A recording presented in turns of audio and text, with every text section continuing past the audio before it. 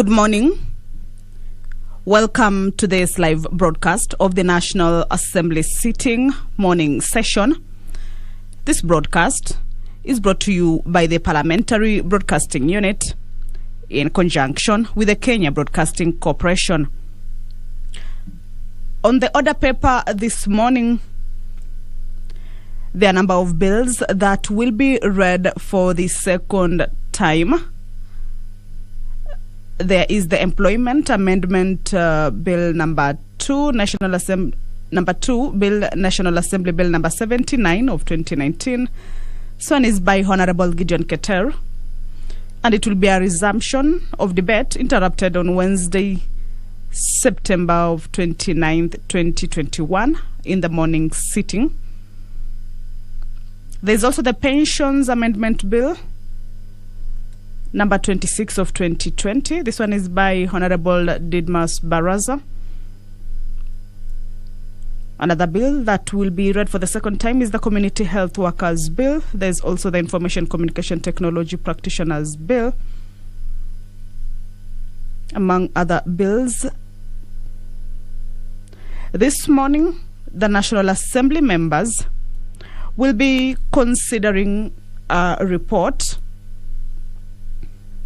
of the Committee of the Whole House on the Sugar Bill, National Assembly number 68 of 2019. This bill is by Honorable Wafula Wamunyinyi. That the House do agree with the report of the Committee of the Whole House on its consideration of the Sugar Bill, National Assembly Bill number 68 of 2019. This bill is to reinstate the Sugar Act, which was repealed through the enactment of the Crops Act 2013. Enactment of the bill shall restore the roles of the Kenya Sugar Board, currently granted to the Sugar Directorate of the Agriculture and Food Authority, that was established under the Agriculture and Food Authority Act 2013.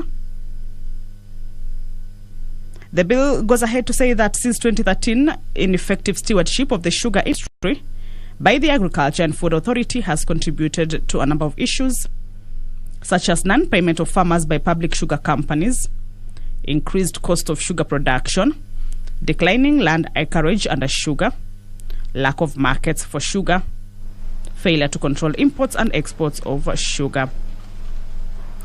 At the entrance of the National Assembly chambers, Deputy Speaker Honorable Cheboy has stepped into the chambers. He will be overseeing this morning session of the National Assembly sitting. I will now hand you over for the live broadcast brought to you by KBC and PBU. Good morning. Wajumbe, tuombe. Ewe Mwenyezi Mungu, ambaye kwa hekima na wema wako umeteua nyadhifa za viongozi na wabunge kwa ustawi wa jamii na utawala wa haki wa wanadamu, tukusihi ututazame kwa neema nyingi sisi watumishi wako, ambaye umeridhika kutuita ili tutekeleze shughuli muhimu za jamhuri hii yetu.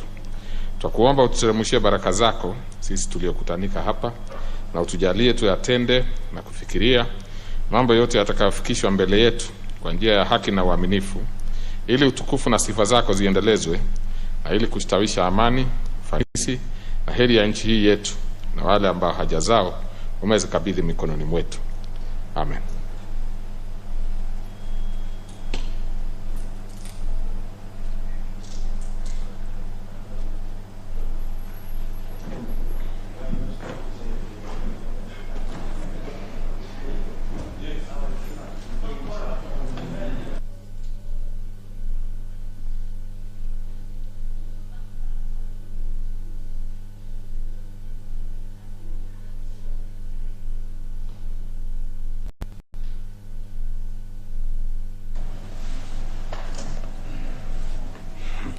Now, honorable members, we actually do not have any required quorum. I therefore order that the bell be rung for 10 minutes. I hope the whips, wherever they are, able to marshal the numbers quickly.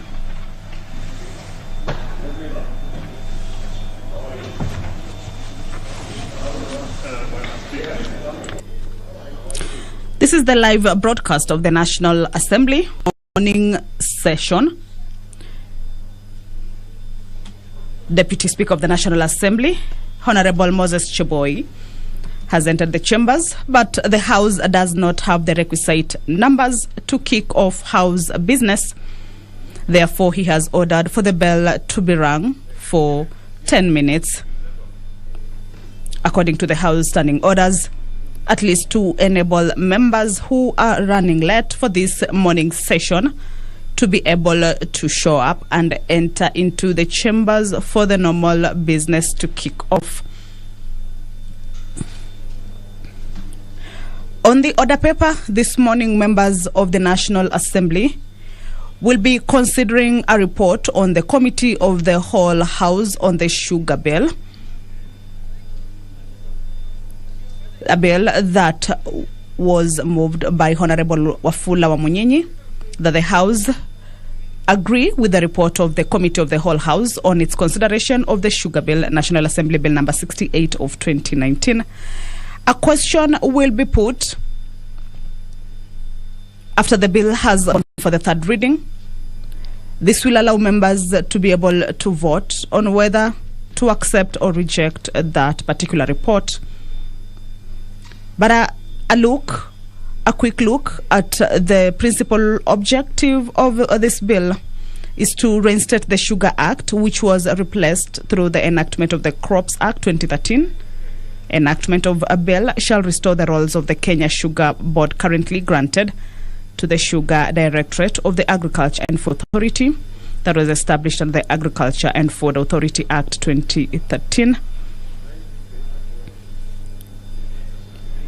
The bill says that there will be the re-establishment of the Kenya Sugar Board, the Sugar Development Levy, and the Sugar Development Fund that will address a number of challenges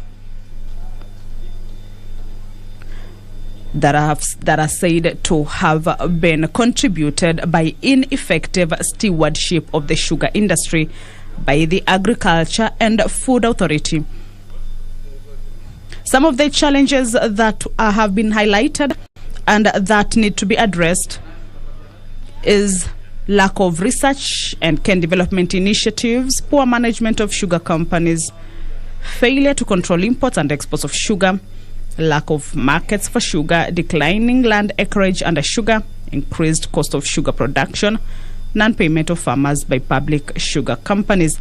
Those are some of the challenges that this bill says once there is the re-establishment of the Kenya Sugar Board, the Sugar Development Levy, and the Sugar Development Fund, those challenges will be addressed. Members are slowly trickling into the chambers. The House needs to reach a requisite number of about 50 members for the House business to run. The bell, as the Deputy Speaker of the National Assembly, Honorable Moses Cheboy, has ordered, is that it will be rung for 10 minutes just to pave way for members who are running late for this particular morning session to walk into the chambers to be able to catch up with the other members and start the business for this morning. The Employment Amendment Number 2, Bill National Assembly Bill number 79 of 2019 by Honorable Gideon Keter also will be read for the second time before the floor of the House this morning.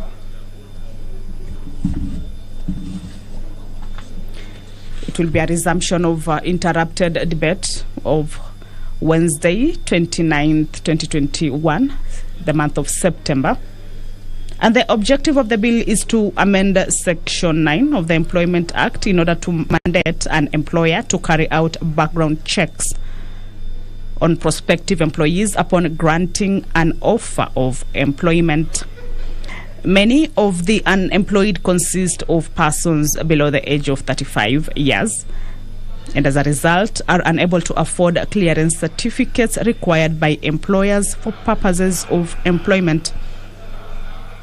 The bill further says that it is therefore necessary for an employer to require an applicant to submit the mandatory requirements as a condition for confirmation of employment. However, the bill does not delegate legislative powers, nor does it limit fundamental rights and freedoms. The bill also does not affect the functions of county governments as set out in the 4th schedule to the Constitution, and is therefore not a bill concerning counties.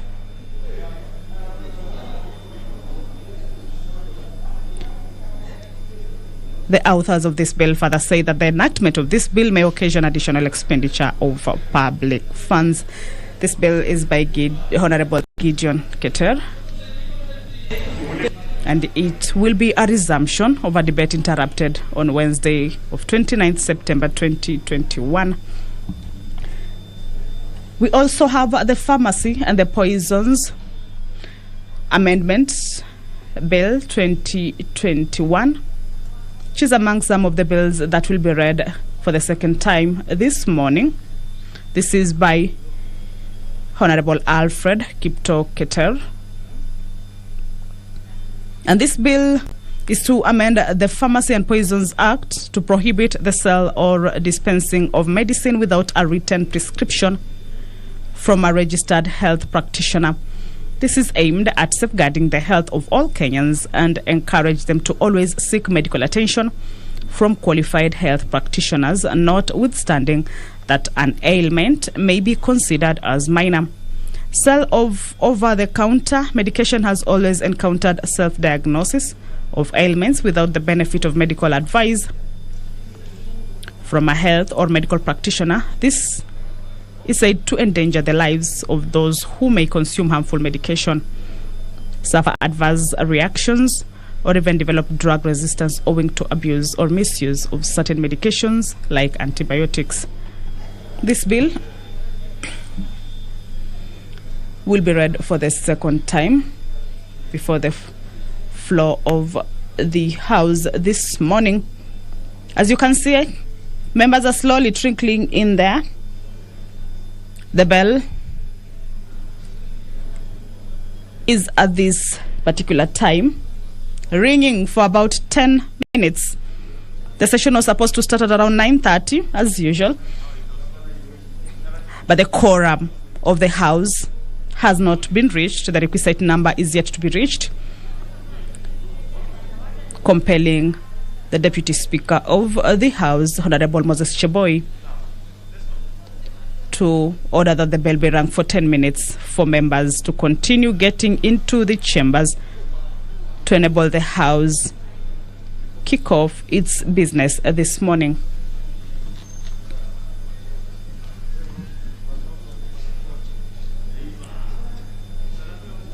Deputy Speaker, Honorable Moses Cheboy, they are saying that hopefully after the 10 minutes of the bell ringing that has given the members who are late for this session the time to slowly walk into the House, that hopefully after the 10 minutes the numbers will have been achieved, about 50 members. Then the House business can start. This morning,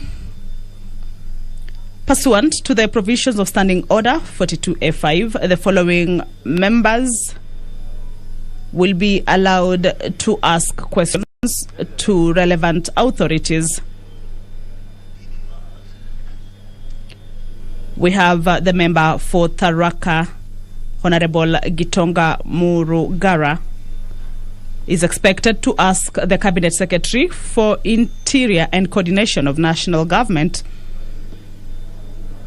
whether he could explain the measures that the ministry has put in place to curb corruption in police stations across the country, and in particular in Gatunga Police Station in Tharaka North Sub-County, Tharaka Nithi County.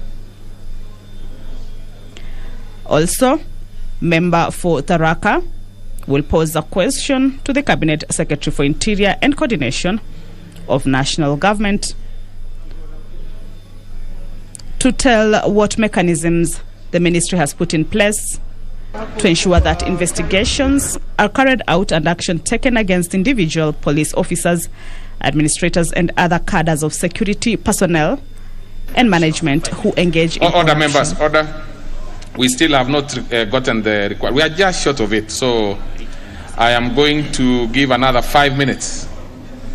The bench should drink for another 5 minutes.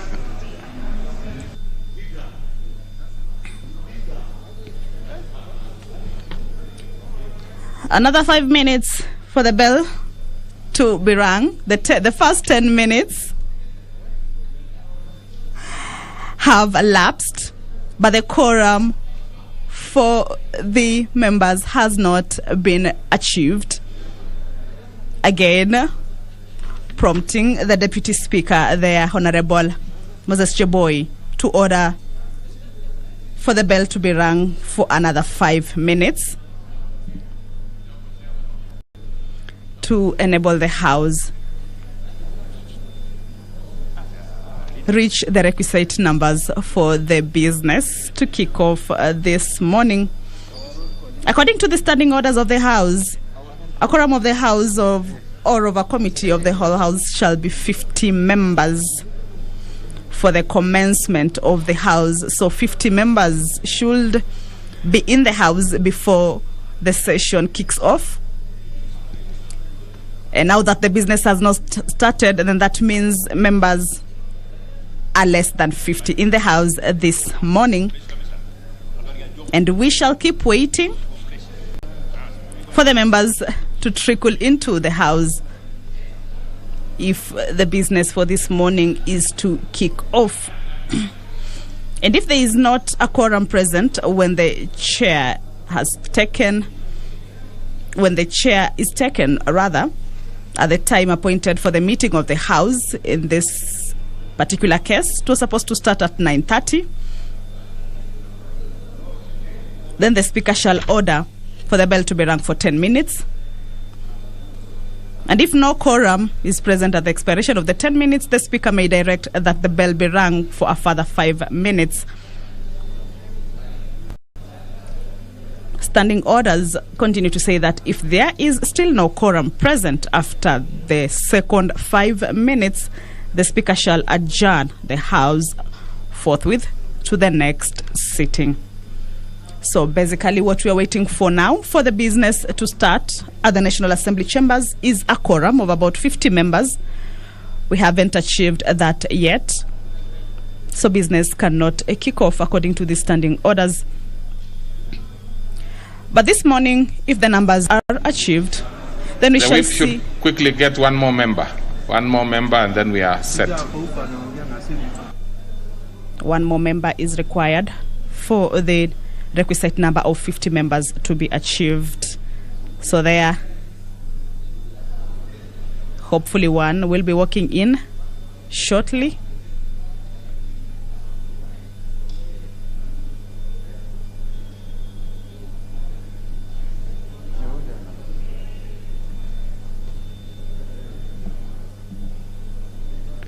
We are waiting for one member. It is 9:45 a.m. No, that one was already there. Yes, now that one. One more member members, we can now.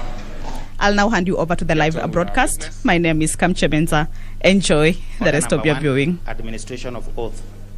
Order number 2, communication from the chair. Order number 3, messages. Order number 4, petitions. Under that particular order, we have the Honorable, let me check. Kindly members, you can look at your order paper. You'll be able to see the notices of petitions. And the one to set us off is the Honorable Owen Bayer. Yeah.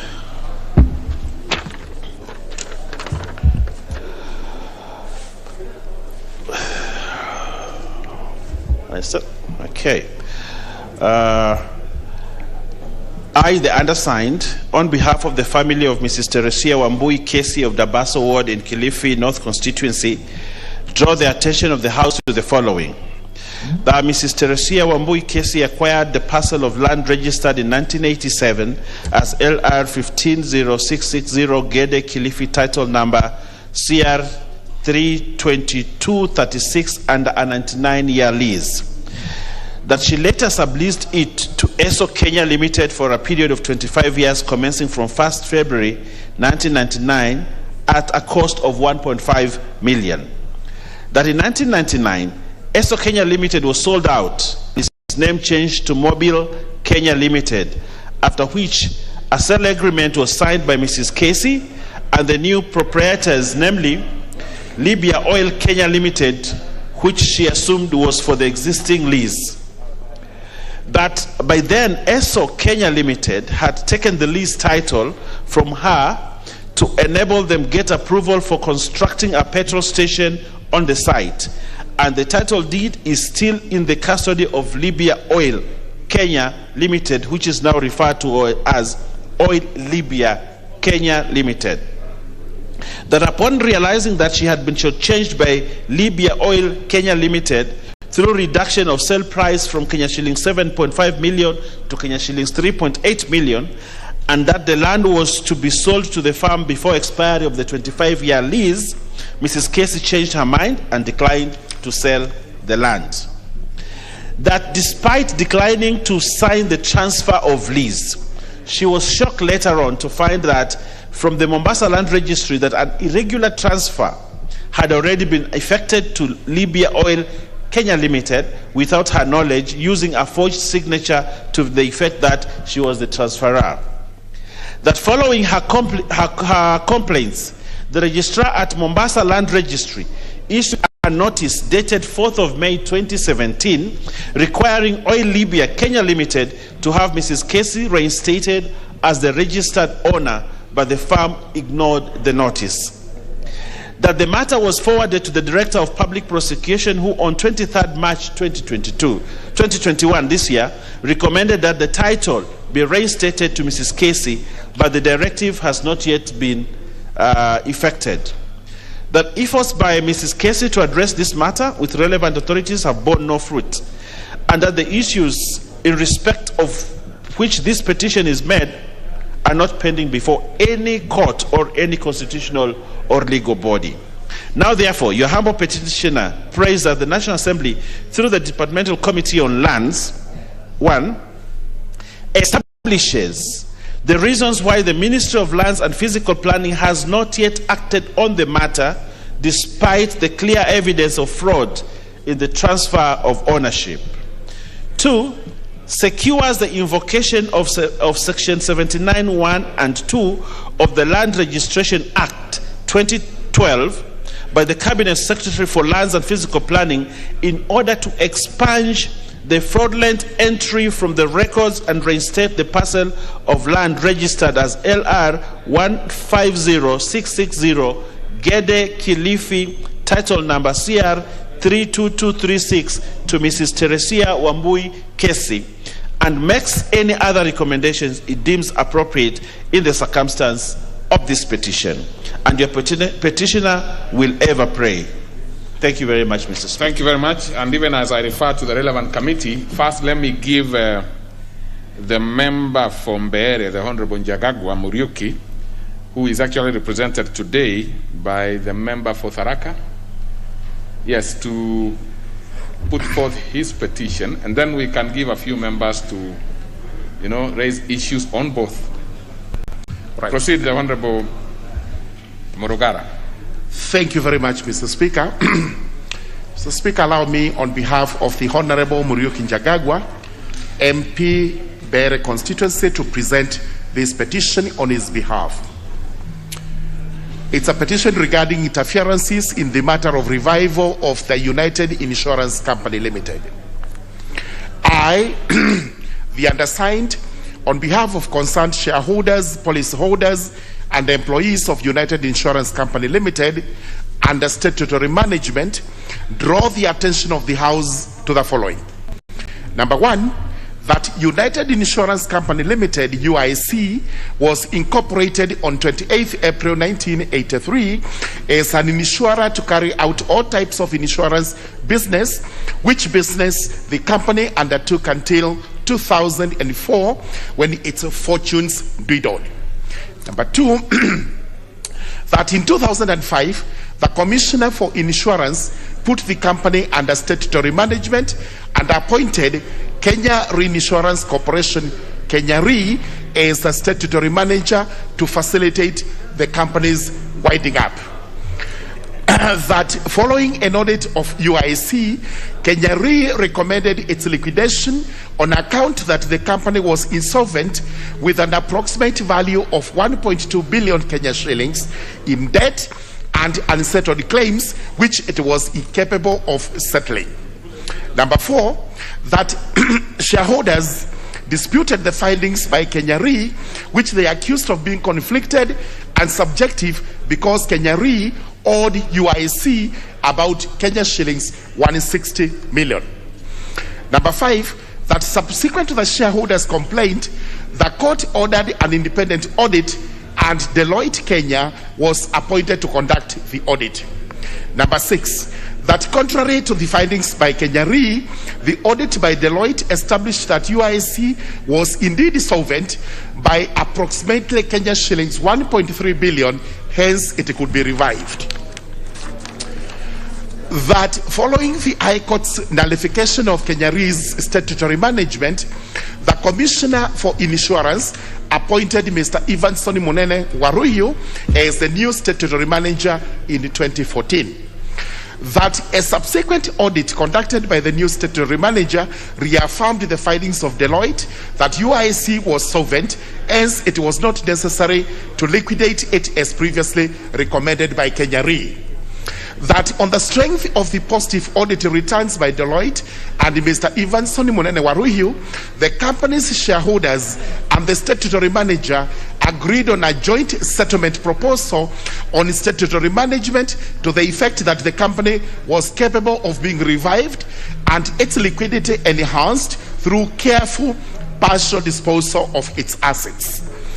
That a roadmap for reviving the company was developed through a joint proposal on a revival strategy for UIC, which was adopted in court, and a settlement committee consisting of the receiver manager and the representatives of claimants, service providers, staff, and shareholders. That in January 2021, the Solicitor General, having noted that the company could be revived, advised that the Insurance Regulatory Authority facilitates the Claims Settlement Committee to execute its functions as ordered by the court on 8th March 2018. That in total disregard of the revival strategy, recommendations by successive statutory managers that the company can be revived, the advisory by Solicitor General, and the court orders, the Insurance Regulatory Authority IRA has been persistently pursuing the winding up course to liquidate the company. That in unclear circumstances, perceived as frustration of justice, on 3 occasions, 3 judges to whom relief had been sought have recused themselves at very critical stages of the case, in some instances barely 6 days to the judgment day. That the interference by IRA and treachery by the judges has held the matter in abeyance for over 20 years at the expense of shareholders, employees, and policyholders who are suffering, since some of them were dependent on the insurance for medical cover. That continued delay in reviving UIC company is a gross violation of the rights of the company's shareholders, policyholders, and employees' rights to a fair hearing. That efforts by the petitioners to have their plight addressed by the Insurance Regulatory Authority and the courts have not yielded any satisfactory response. Therefore, your humble petitioners pray for the intervention of this House through the Departmental Committee on Finance and National Planning to, number 1, inquire into the circumstances under which the Insurance Regulatory Authority and the Commissioner for Insurance have for the almost 20 years, disregarded the recommendations to revive the United Insurance Company Limited, persistently refused to facilitate the Claims Settlement Committee to execute the joint proposal on revival strategy, and they persistently pursued winding up clause to liquidate the company. Number 2, inquire into alleged interference and abuse of office by the successive commissioners of insurance in the matter of the revival of United Insurance Company Limited with a view to recommending appropriate action. Number 3, inquires into alleged irregular disposal of assets of United Insurance Company Limited, particularly United Tower, under unclear circumstances, with a view to reverting the property to the company and recommending prosecution of those found culpable. Number 4, recommend that the Insurance Regulatory Authority immediately ceases any further winding up proceedings with respect to United Insurance Company Limited, and the fast tracks the revival of the company. And number 5, recommend any other relief it deems fit in order to safeguard the petitioner's rights. And your petitioner will ever pray. Presented by me on behalf of Honorable Muriuki Njagagwa. Thank you. Very well. I think it's fair enough. Honorable Njagagwa had informed me that he would want his immediate senior to present it on his behalf, and a neighbor too at home. Now, honorable members, ordinarily I would have given, let me give 4 members quickly to have quick comments. If they do well, I might add 2 more to deal with both petitions in terms of whatever issues they want to raise. Let's start with I'll follow the list as it is here. So Honorable Pokose, followed by Honorable Manzo. Then we go in that manner quickly. So thank you, Honorable Speaker. Honorable Speaker, I want to support the petition by the member for Kilifi North. Honorable Speaker, it is a very sad case where somebody leases, Wamboi leases her land to an oil company to be able to do business, and later on they fraudulently forge her signature. I think it will be very important that the DCI should be brought into this matter at the earliest opportunity, so that those who have engaged fraudulent activities be prosecuted. And I think other matters of similar nature should also be looked into.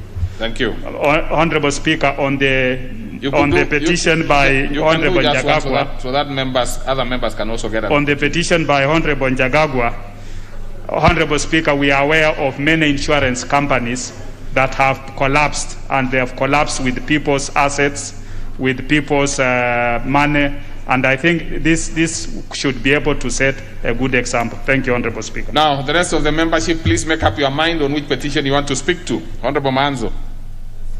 Mr. Speaker, I want to speak on the one by the Honorable Njagagwa.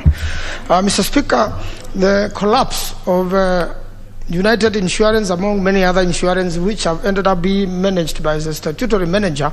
In a lot of times, the statutory manager, instead of managing the company to success, have mismanaged them into liquidation.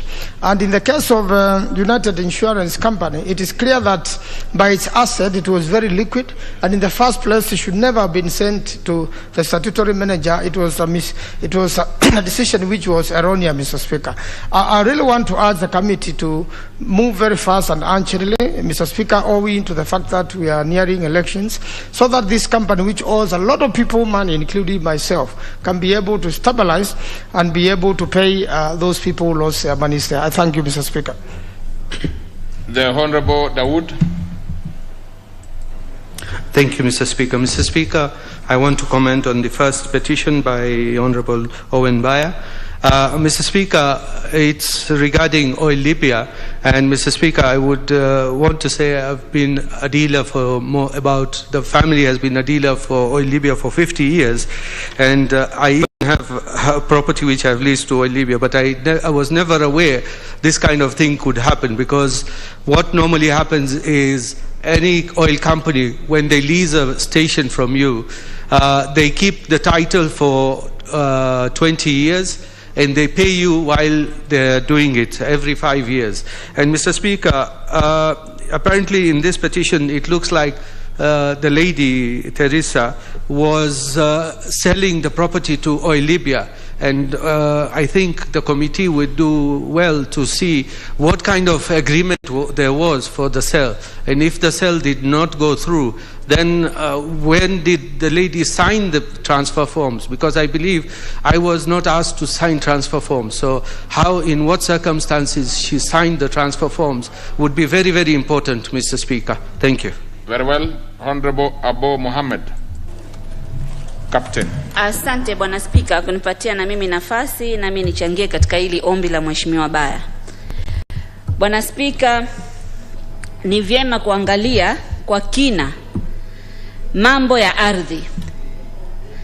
Bwana Spika, kuna desturi ya hawa wabunge wengine, sisemi wote, zaidi wa Mijikenda. Ikifika time ya wakati karibu na uchaguzi, lao kubwa wanataka kuona ardhi gani au kipande cha ardhi gani upande wa Kilifi kinaomilikiwa na Mbajuni au na Mwarabu, waende watumane watu waingie hapo au wasaidie kustopisha court order. Wao hawana shida na watu wa bara wakiwa na ardhi, lakini siasa zao siku zote ukiangalia ni hizo. Bwana Spika, huu ni uhasidi, na Mijikenda wanakaa sehemu zingine.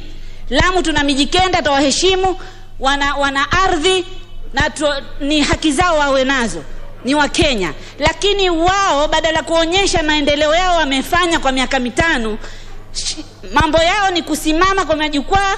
Haki ya Mungu, unaenda kaangalia sasa hii cases ni wabunge Mijikenda wapeleka watu wakavamia ardhi, na court orders zinatolewa zingine, watu ambao wana haki, wao siasa yao ni kutumia hiyo. Si sawa na ichunguzwe. Hao wakileta maombi wachunguzwe, ni mahasidi. Ndidamu nampatia Mheshimiwa Pukose, Dr. Pukose, Daktari Pukose. Bwana Spika, nafikiri nataka kujua kama Mheshimiwa Captain Rueda ako katika nidhamu kwa kuweza kuongelea mambo ya kabila fulani, akiwashutumu kwa kuingilia mambo ya ardhi, na hili tunaongea juu ya petition ambayo inahusu ardhi ambayo ni ya Mama Wamboi.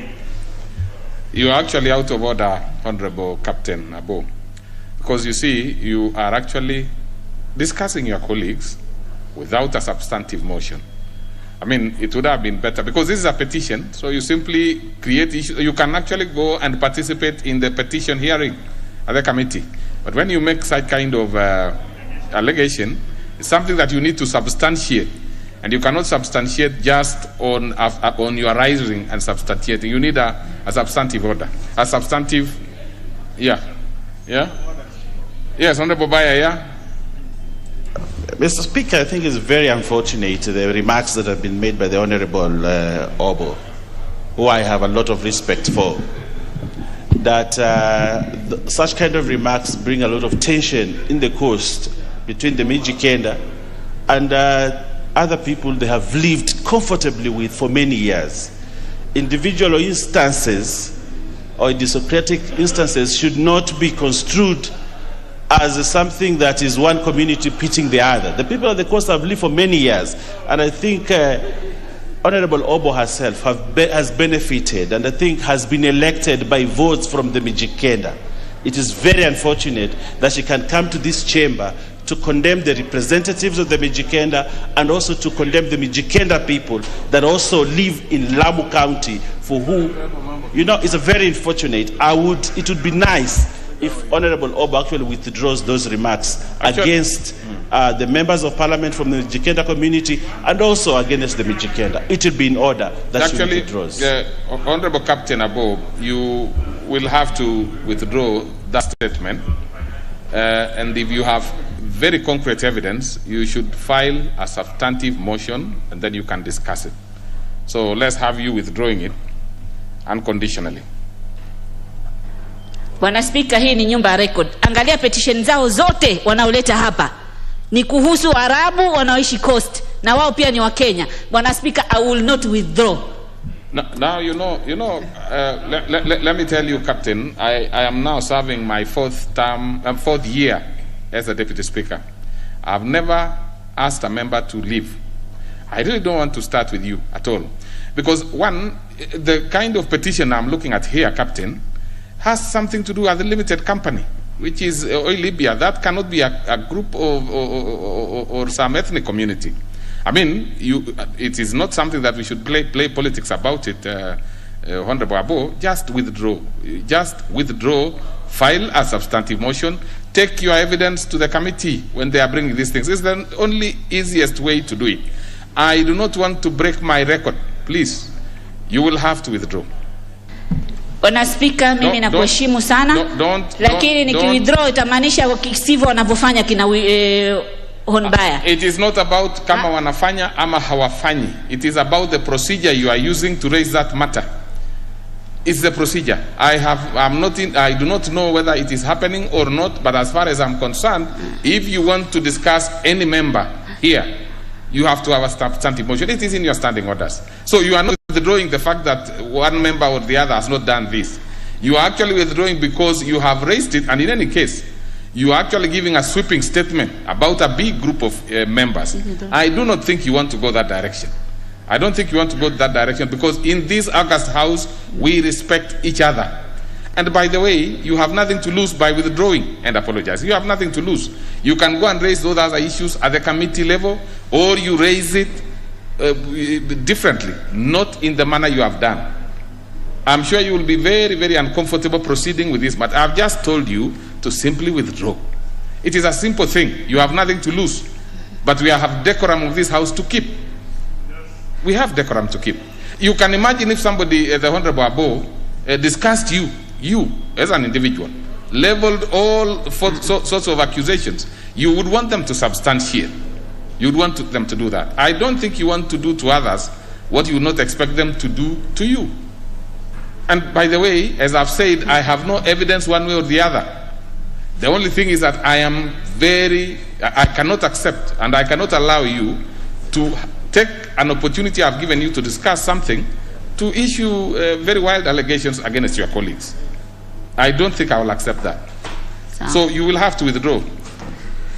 You will have to withdraw. I'm not saying that you do not have evidence, but if you have concrete evidence, file a motion. So withdraw it. Mr. Speaker, I'm sorry, I will not withdraw.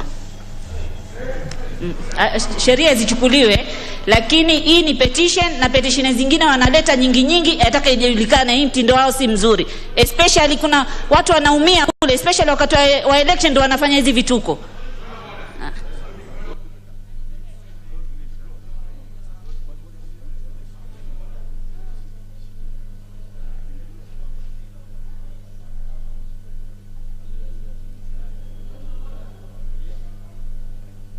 Honorable Dr. Wamalwa, you talk on that, but I am giving the Honorable Abo the last opportunity to withdraw. But Honorable Wamalwa, you can say what you want to say as I give her an opportunity to think through. To think through. You see, there is no heroism in this house, and you cannot be a hero by castigating a community. Honorable Dr. Wamalwa. Thank you, Mr. Speaker. Mr. Speaker, Honorable Captain has been picking up very well as a first-time member of Parliament. And one of the standing orders stipulates, Mr. Speaker, when you speak Kiswahili, you maintain Kiswahili. When you speak English, you retain English. She's been speaking Kiswahili and she's been mixing with English. Already that, Mr. Speaker, is not acceptable. Secondly, Mr. Speaker, this is a house of records, decorum, and when the Speaker makes a pronouncement, it has to be followed to the letter. Maybe she's not aware about the repercussions. So humbly, and we're not here to do populist statements or whatever, we must respect as a colleague, but if you have evidence, you can file a substantive motion. And that is in order with traditions of this house. So I'm humbly requesting, and she's been my very good student, to withdraw so that we don't go into problems. I thank you. Well, first of all, so that you can be sure, the Honorable above, that whatever you have said will be of no consequences, I will first of all expunge the entire of your contribution from Hansard. That is the order that first I give. So that even if you think it will not be on record in the first place, but you will have to apologize and withdraw.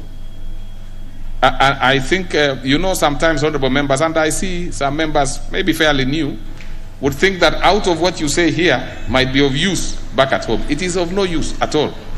I am asking you to withdraw. You have nothing to lose, and you have nothing to gain even from what you have said. We will expunge it anyway. So just withdraw and apologize. I've given you too many, quite a number of, I've given you quite some opportunity to do that. Now, just do it because we don't want to waste our time with what is on the floor. Now, we have other businesses to deal with. Mr. Speaker, Bwana Speaker, mimi sijataja jina la mbunge yoyote hapa ndani. Nashangaa napewa hizi hukumu. It would have been better if you had even mentioned names. It would have even been slightly better.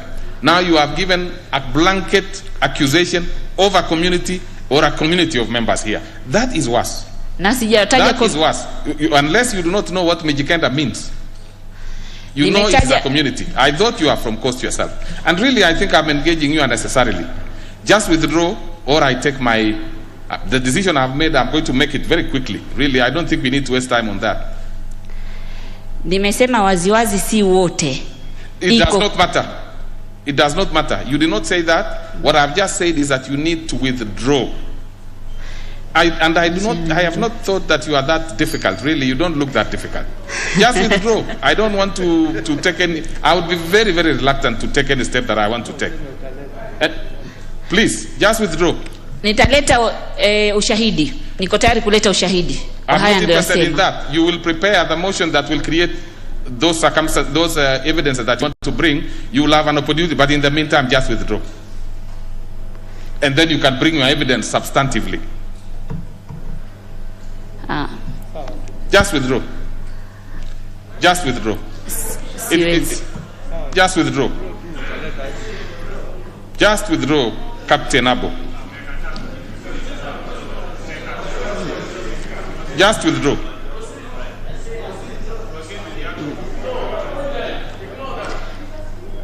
Honorable Captain Abo, just withdraw. Siwezi, kwa sababu niliosema ni ya ukweli. Unfortunately, I have to do something that I've never done before.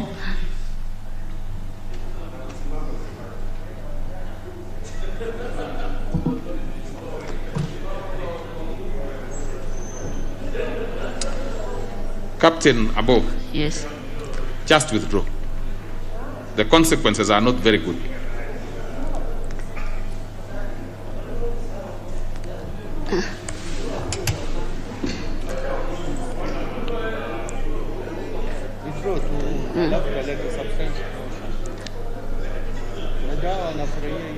Nani?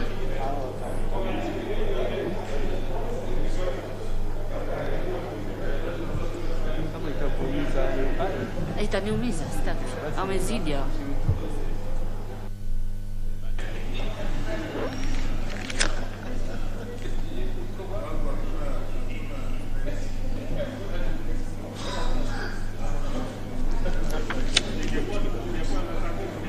Okay. Are you going to withdraw or you are not going to withdraw, Captain? You are not?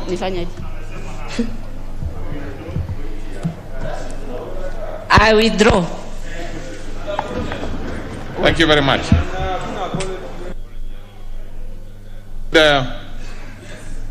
Let's have a last one, Honorable Kalasinga, on this one, and then. Thank you very much. Mr. Speaker, I actually want to comment on the United Insurance Limited petition. Mr. Speaker, it's not good to declare a price of an axe on an insurance that holds money for the shareholders.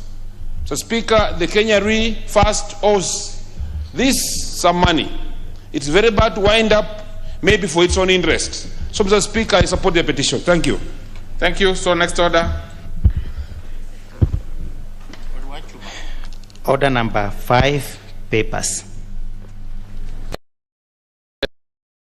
Majority Whip, are you the one placing the papers before the House? Thank you, Honorable Speaker. Honorable Speaker, I beg to lay the following papers on the table of the House today, Wednesday, November 10, 2021, this morning sitting. 1. Legal notice number 206 of 2021 relating to the Dick Gardens Wetland Conservation Area Order 2021. 2. Legal notice number 207 of 2021 relating to the Ngarelen Springs Catchment Conservation Area Order 2021. 3. Legal notice number 208 of 2021 relating to the Kikuyu Springs Aquifer Groundwater Conservation Area Management Order 2021. 4. Legal notice number 209 of 2021 relating to the Lake Kenyatta Sub-Catchment Conservation Area Order 2021. 5. Legal notice number 210 of 2021 relating to the Amu Sand Dunes Groundwater Conservation Area Order 2021. 6. Legal notice number 199 of 2021 relating to the irrigation in brackets General Regulations 2021. 7. Legal notice number 217 of 2021 relating to the adjustment of rates for inflation. 8. Reports of the Auditor General and financial statements of NGCDF in respect of the following constituencies for the year ended 30th June 2019 and the certificates therein. 1. Bomachoge Chache. 2. Lugari. 3. Mumias East. 4. Matayos. 5. Teso South. 6. Kimilili. 7. Webuye East. 8. Aldai. 9. Sigor. 10. Emgwen. 11. Moiben. 12. Keses. 13. Turkana East. 14. Seme. 15. Ainabkoi. 16. Mosop. 17. Cherangani. 18. Malava. 19. Turkana West. 20. Kamukunji. 21. Elafi. 22. Kieni. 23. Ganse. 24. Butula. 25. Marakwet West. Thank you, Honorable Speaker. Very well. Next order. Order number 6, notices of motion. Order number 7, questions and statements. Under this particular order, we will start with the ordinary questions. Leading us off is a member for Tharaka. You see, Honorable Member for Tharaka, you would get a little confused if you do not keep social distanced protocols. And you understand what I'm talking about? Absolutely. Absolutely. Yes, I don't. So proceed, please. Sorry. I was in the great discussion with the woman representative of my county of extremely serious matters pertaining to Tharaka Nithi County. Thank you, Mr. Speaker. Allow me to ask question number 446 of 2021, directed to the Cabinet Secretary for Interior and Coordination of National Government. Number 1, could the Cabinet Secretary explain the measures that the ministry has put in place to curb corruption in police stations across the country, and in particular in the Gatunga Police Station in the Tharaka North Sub-County of Tharaka Nithi County?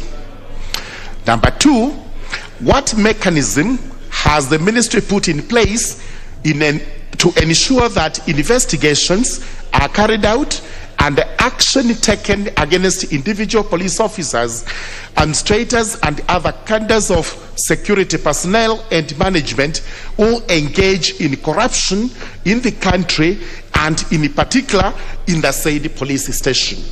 Thank you, Mr. Speaker. Very well, that one will be replied to before the Departmental Committee on Administration and National Security. Next is the member for Kajiado North, the Honorable Manje.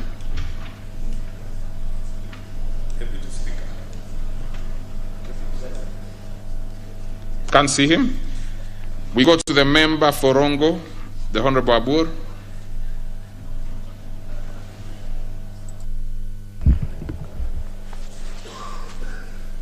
Thank you, Mr. Speaker. I rise to ask question number 465 of 2021 to the Minister CS for Energy. Could the Cabinet Secretary explain the current status of electrification in public education institutions within Rongo constituency, giving details on the institutions connected to electricity and stating the timelines within which such institutions without electricity will be connected? Number 2, could the Cabinet Secretary explain why contractors awarded contracts for electricity supply in Rongo constituency delayed in starting their respective works or ended up abandoning their works, thereby stalling completion of electrification projects? Number 3, could the Cabinet Secretary provide a progress report on the last mile connectivity program in Rongo constituency, indicating the areas covered and state timelines within which electrification shall be done in areas currently uncovered? Thank you, Mr. Speaker. That one will be replied to before the Departmental Committee on Energy. So we go to the member for Kiambaa, Honorable John Duguna Kawanjiro. Kawanjiko. Thank you, Mr. Speaker. I ask a question 466 of 2021 to the Cabinet Secretary for National Treasury and Planning. Could the Cabinet Secretary provide details on ownership and value of transactions of all pay bills and pay bill numbers registered by Safaricom, Airtel and Telcom Kenya used in betting and gaming activities by major vernacular radio station, and more particularly by Nolo FM, Kameme FM and Gukena FM? Could the Cabinet Secretary further provide details on the financial statement of the pay bill transactions, inclusive of names of beneficiaries, amount paid and tax revenue generated within the last 1 year? What actions, question 3, what action is the government taking to address alleged case of money laundering activities being undertaken through betting activities by the broadcast and radio media in Kenya? Thank you, Mr. Speaker. Very well. That will be replied to before the Departmental Committee on Finance, National Planning. Next is the member for Jomvu, Honorable Twalib Badi.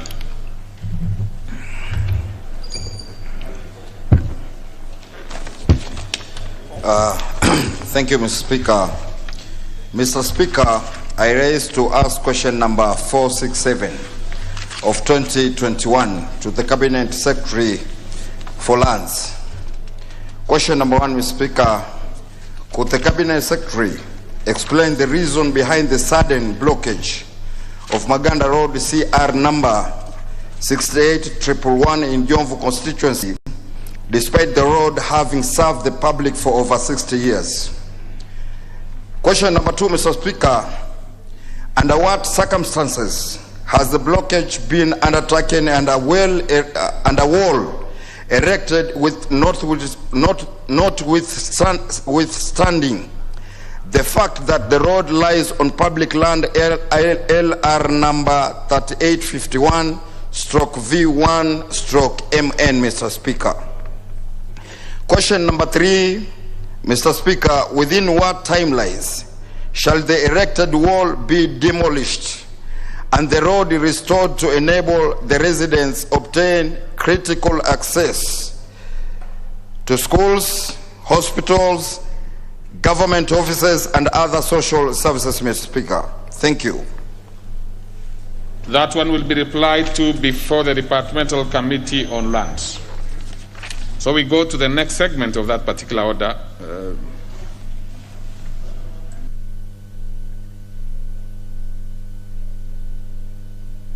Okay. What is it, the Honorable? Yes, proceed. I'm trying to locate you. Mr. Speaker, this is in reference to the question by the member for Kiambaa.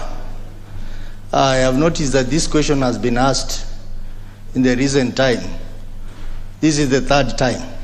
The first question was committed to the Committee on Information Technology, Information, Communication and Innovation. And then the second question similar content was also committed to the Finance and Planning Committee. And now my good friend, member for Kiambaa, has brought it. Mr. Speaker, I think you need to give direction, because we must have a particular time frame under which a matter is supposed to be addressed in this House, so that we don't confuse the committees and we also don't confuse the responding government agencies. Because I'm sure the matter, I sit in the ICT committee, and I'm aware that this matter is before us. And again, the same content is being directed to Finance and Planning Committee. So we need direction for consistency and efficiency in addressing questions in this House. Actually, you may have raised an extremely important concern, but unfortunately, I do not have full details for now. So probably the first thing is for us to get to know whether really the content of the question raised by other members previously are the same as this one done by the Honourable Member for Kiambaa. If that be the case, of course, we will have to take some administrative measures to make sure that the questions that are asked must not be similar. No, must not be the same. They could be similar, but cannot be the same. Because, like, for example, if you are asking a question about electricity, you could be doing the same question very similar to the one done by your colleague member here, but it is specific to your own case. So we'll want to see what the issues are. Probably want to know the three questions and have a look at them, then make a decision on it. But in terms of what you raised about the timelines, that's also another genuine concern. I know some of the committees have a handful, so it's a bit difficult for them to process them quickly. I note, for example, the Departmental Committee on Security and on Administration and National Security having too much, sometimes education, and others. So we'll want to see whether it's a question of the fact that the committee are being slow on it or that they have too much work. So we will sort out that one in due course. But in the meantime, I had not made a decision on what to do with the question by Manja. I order that it be deferred and be brought another time. So we go to the next order. Oh, the second segment, sorry. Statements. Now we have two statement requests by, first, the Honourable Wilson Sosion, and secondly by the Honourable Florence Mutua. I hope each of them will be brief so that we can dispense of this quickly. Honourable Sosion, is he in the House? Don't seem to see him. Very interesting, because he hardly misses sessions here. But then we'll defer it. Let's have the Honourable Florence. I defer it because I consider it an extremely important issue. Thank you. Which touches on the school unrests in the country. That one we can do it in the afternoon because it's something that is urgent. So we will have the Sosion notified so that he can quickly bring that statement. Fortunately, I see him walking in. Proceed, Honourable Florence Mutua. Thank you, Mr. Speaker. Honourable Speaker, pursuant to the provisions of Standing Order 44-2C, I wish to request for a statement from the Chairperson of the Departmental Committee on Trade, Industry and Cooperatives regarding confinement of a consignment of fish on transit by Ugandan authorities on 2nd and 3rd October 2021. Honourable Speaker, the Busia, Kenya Cross-Border Fish Market Management Unit is a fish market infrastructure comprising of more than 2,000 smallholder traders who source for fish from Lake Turkana and sell to local markets and export the surplus to the Democratic Republic of Congo, DRC. On 2nd and 3rd October 2021, at the Mpondwe border point along the Ugandan-DRC border, 4 trucks loaded with salt fish valued at 40 million Kenya shillings on transit to DRC were intercepted and detained by the authorities. The consignment was later taken to Entebbe, Uganda, despite complying with all cross-border trade and customs requirements. Additionally, the consignment, although intercepted by the Ugandan authorities, was not meant for the Ugandan market, but for the Democratic Republic of Congo. Honourable Speaker, it is against this background that I'm seeking for a statement from the Chairperson of the Departmental Committee on Trade, Industry and Cooperatives on the following. 1. What steps is the Cabinet Secretary for Industrialization, Trade and Enterprise Development taking to ensure that the Busia, Kenya Cross-Border Fish Market Management Unit consignment is secured and released without delay to avert further losses? Could the ministry consider compensating the traders for the loss of revenue? And finally, considering that this is not the first incident involving fish detainment, could the ministry urgently engage with our Ugandan counterparts to avert such incidents in future? Thank you, Mr. Speaker.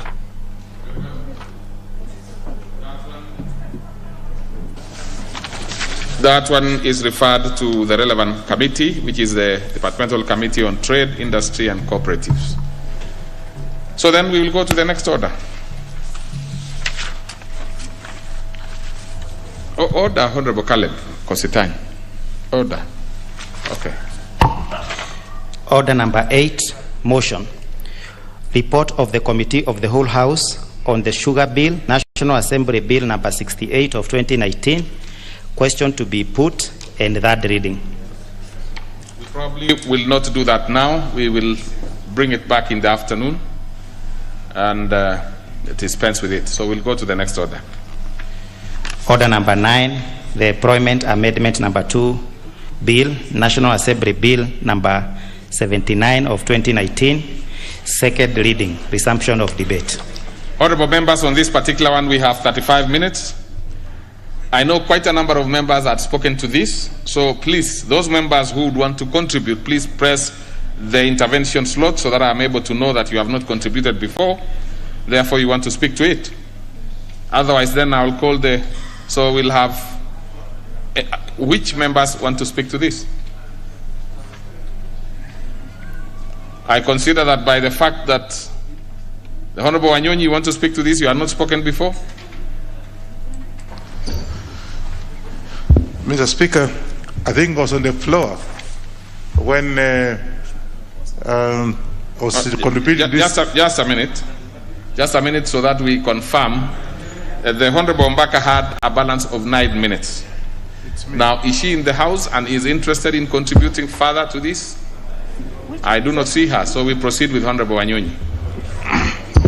Mr. Speaker, I think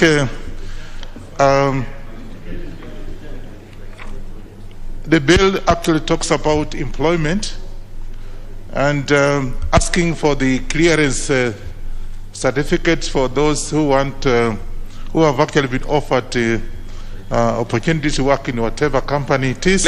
Let me confirm first. Were you the one who was on the floor, or is Zombaka? Because I see, I see that you seem to have a balance of 8 minutes. But on which one is this? Then. Yes, actually it's you who had the floor. So you have 8 minutes, and you have taken one already. Oh, no. The Speaker being unfair to me, but I will take it what you are saying. Mr. Speaker, I want to agree with this bill that at least the employer must be able to get the clearance certificate for whoever has been, the employer must be able to get a certificate of clearance from whoever is he does to employ. Because, Mr. Speaker, as you know, the character of some of these people around, and let's get the truth, most of the people you see around here, the Speaker, have turned into rocks. Some of them into smoking, banking, and other things. And therefore, it's only fair, Mr. Speaker, that whoever is being offered a job gets a clearance, even if it means getting clearance right from the area chief and other relevant administrative units to be able to clear that person, because we have cases where you can even see our youths actually are turning in rocks, and if you just let it go like that, you'll be able, you can get some youths who can actually cause problem with the company. And therefore, I want to, Mr. Speaker, can I be protected from my colleagues who are making noise? I can't hear them. Well, protection granted, but you are well aware that members don't make noise. Sometimes they consult in higher decibels, I'm sure you've been here long enough to know that. Yes, so I Mr. Speaker, from Mr. Speaker, from your neighbors. basically I am agreeing that employers must get a clearance certificate. But I also want to ask that as this bill is going to be passed, the clearance certificate should be affordable. Sometimes it becomes very expensive to get a clearance certificate in terms of monetary and, of course, being taken from one place to the other. Somebody is all the way from Trans Nzoia, he is told to come to Nairobi, and they can't get clearance as is required. It takes so much to be able to get a clearance. So I suggest that as we pass this bill, let's make it mandatory that I think it takes the shortest time possible to get a clearance certificate, so that we should try to turn up the employment and get economic activities going on, because if we don't have people employed, of course what happens is that some of them are turning into crooks and stealing or what have you, robbery with violence, because they have to leave. And with those few remarks, I support. Honorable Yusuf Haji. Thank you, Mr. Speaker, for giving me this opportunity. I stand to oppose this because by asking for clearance certificate from people who have not been employed before and just got a job, that is to increase the channels of corruption further. Even things like certificate of good conduct. How do you expect somebody who has never been employed, who has left university and has been tarmacking for many years, all of a sudden there is an opportunity for him or her, and then he or her is being told, go and get this paper and that paper, and all these papers cost money. And all these papers, again, is an avenue for more corruption. And as we know very well today, corruption in the employment cycles have increased so much. And by bringing some other stringent measures, such as asking for clearance certificate, I think that we are opening the door or doors for more corruption, and I'm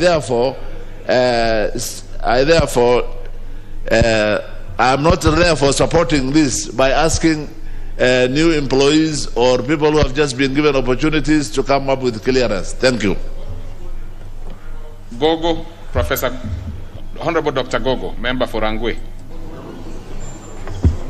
Thank you so much, Honorable Speaker, for giving me this chance. I rise to support this bill and not to belabor on what my colleagues have said ahead of me. It is important, Honorable Speaker, for us to have this bill brought here. It's a very good bill. And when it comes to matters of clearance, seeking clearance from relevant authorities, this is necessary, Honorable Speaker, because when clearance is done, we want to know the history of the kind of people that we are getting into the job system. And this clearance also has elements of integrity in it. And we are also interested probably in the competencies, the exposures, and the experiences of the various persons which we intend to get into our employment system. So I would support that when employers are getting into contact with intended employees, that they get clearance from the various authorities. And also another thing that I would probably add my voice on is that as has already been done, the certificate should be affordable. But other than that, they should be within reach for the persons who are seeking to get these clearances. The challenge at times is that our people, especially the young people, they have to walk up and down, seeking clearance from the various authorities. They are told to go, they are told to come back, and probably at times, Honorable Speaker, they don't have even transport to move up and down. So if this could be done at the sub-county level, then I should think that would help in mitigating the suffering that the jobless persons, so people who intend to move from one employment to another, go through. We also should make it as workable as possible in reducing the time of the clearance. We should have systems that are efficient enough to process this clearance quick enough to improve, to remove anxiety from the intended persons who are seeking to be employed. Upon granting employment, it is also necessary that the employer still goes on to do background checks, Honorable Speaker, on the persons, because people are normally put on probation. So it is still important that the people who have given the employment still do background checks on the employees, so that we do not have, especially in the house labor market, at times we employ our house helps and they turn out to be adversaries of the houses that they support.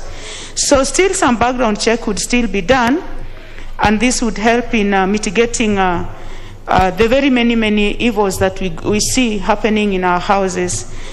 And there have been also situations where people are employed in the technology sector. They are techno-savvy, but they have ended up even using the technology that they know to steal from their employers, especially in the banking sector. So I should think that we should have continuous, as a method of doing continuous improvement in the job market, that background checks always be done, so that we have a workforce that is sustainable. We have a workforce that develops itself forward, and we also have a workforce that delivers as is required, so that our country can move forward. And with those remarks, Honorable Speaker, I support. Thank you. Honorable Milemba Omboko. Thank you, Honorable Speaker. I was just consulting with the owner of the bill, but I had a lot of discussions with him earlier on before it came to the House. And I think I want to support the bill, that the issue of checks should not be a hindrance to the young people who want to get employed. Because even before you decide whether you are taking somebody, you are either profiling him as a criminal or is unable to do one or two, three things. I think the young people equally don't have those finances that are required all the time to process most of the requirements that are a prelude to employment. When you go through all those checks, they total to a high sum of amount, Honorable Speaker, Madam Speaker, Honorable Speaker, that even the person who wants to get employed does not have that money. So how many times do we see many young people, many young generation get to the point where they can't even apply for the job? So I think we should make it easier. I know those who will not support this bill will say no, that we risk having criminals and all sorts of adverbs and verbs against these new people who are being employed. But it should be a very easy process, so that it's not interfering with the rights to access the employment after all. It should not hinder anybody to get those particulars. So those things should be free. They should be done locally, as local as either at the county level or even sub-county level, so that this particular person qualifies. And they can even be given employment, after which we can check through back and see whether they qualified or not, because the employer has a right to do that. Honorable Speaker, as I talk about this, we must look at where we are headed to. The type of employment, given the curriculum in schools and the expectations of the graduates, will not be necessarily formal employment like it was in 1963 when we got independence. Education is continuously ceasing to be a sacred cow which will give you the employment as a white-collar job. Employment will be diverse within the CBC production, whereby somebody will train to become a gardener. Another person will just get his employment away from the formal employment. So, the owner of this bill, Gideon, you could also listen to this, that in this bill, we must not structure it to cover all forms of employment. In fact, the formal employment is ceasing. If you count the number of people who are in the formal employment vis-a-vis those who are in the informal employment, the informal employment takes it. So where we are headed to, it will be more self-employment. So I therefore think when we go to the third stage of this particular bill, Honorable Speaker, we should actually classify. Honorable Gideon, I'm giving you something here. We could classify the types of jobs that require this assessment.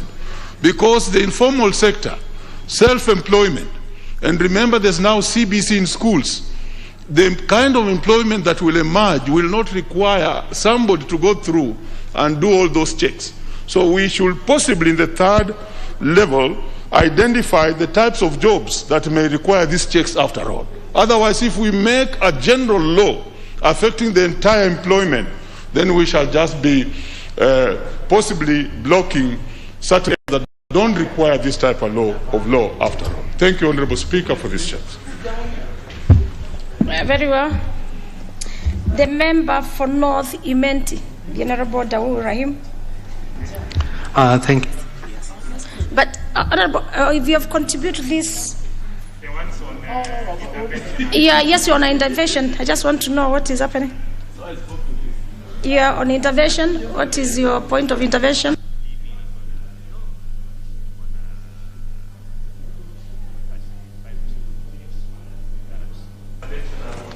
Order. Honorable Pukosa, the Honorable Member for North Imenti is on intervention. Let me hear what he has to say about it. Though he has spoken to this, he could be having a point of intervention. Madam Speaker, it's not a point of intervention. It is the previous speaker had asked us to contribute with pressing intervention. That's why I'm there.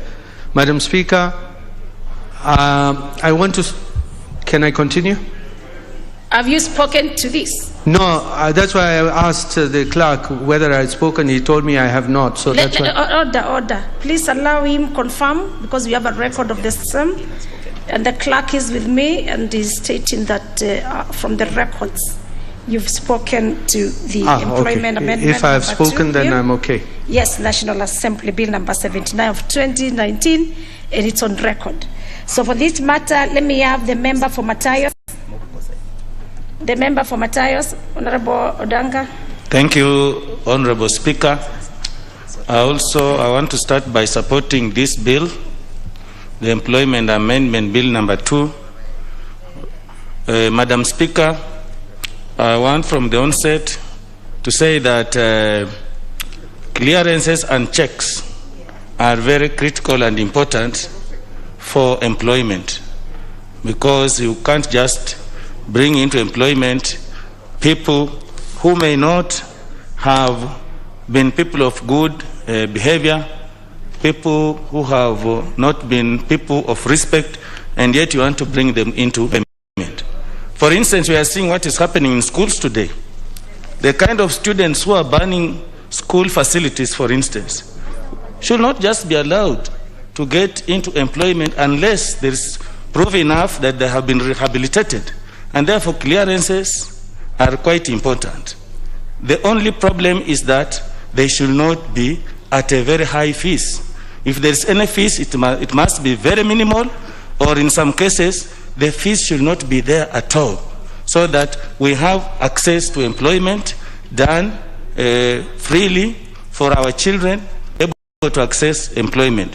Madam Speaker, I also want to say that it could be important to categorize the kind of jobs that will require certain clearances and others may not need them at all. And also, I want to say that they should be brought to the local levels like the county governments, the sub-county governments, so that they could be easily done, unlike today even, where some of them, like the certificate of good conduct, for instance, it has to take long because it is centrally done. In the modern time, we are trying to bring everything to the devolved levels. So, Madam Speaker, I support. Very well. And then now let me have the member for Entebbe, the Honorable Kose Robert. Thank you, Madam Speaker, for allowing me to contribute to this bill by Honorable Gideon Keter. Having listened to the speakers, Honorable Speaker, I realized that maybe we might not be on the same page. Actually, what Honorable Keter has done is that he has removed the requirement for anybody seeking employment to ask that you need to get DCI clearance, you need to get EACC clearance, all those nonsense which people are, before you get employment, everybody has been being sent to go and get Higher Education Loans Board, all those things. I think it is something that has made it very difficult for those seeking for jobs to apply.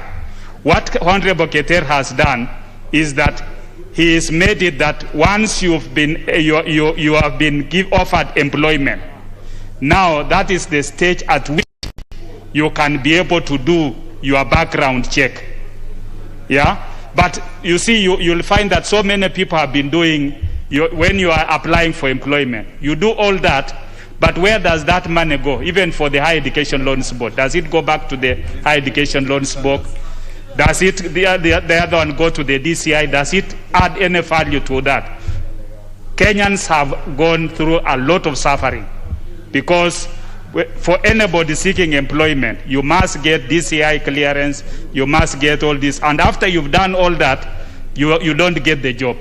So what Honorable Keter is doing is that those who have gotten offer for the job, now once you've been offered the job, you can now be your employer can do the background check on you to establish whether do you have any criminal problem. You owe Higher Education Loans Board money. Can we give your name to the Higher Education Loans Board so that you can start being deducted? You owe some money for Lisa and for whatever. Now some money can be cut from that. I think this is something that this is progressive. And Madam Speaker, I think we need to also look at the way of making Kenyans get even national identity cards in a very simple way. Because currently, many youths have even not been able to register as voters because their national identity cards are processing. The process is so tedious, it is very complicated. You go there, somebody asks you for your totem.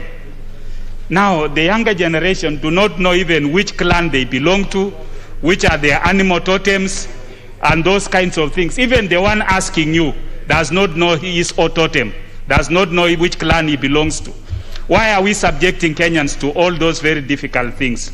I think it's a high time that with improved technology, people should be able to access and get identity cards in a very simple way, where you are able to log into the computer and process your ID card and even your birth certificate in a more simpler way, so that many Kenyans can be able to access the necessary services. Because after somebody has completed his 18 years, has completed school, now you start the process of getting ID. The process of getting identity cards takes almost 1 year to 2 years to 3 years in some of the places. There are people even in Entebbe who applied for their IDs in 2019, and up to today, those IDs have not been given to them. And you can imagine the challenges they are going through in terms of looking for employment, in terms of accessing Higher Education Loans Board if you are a university student.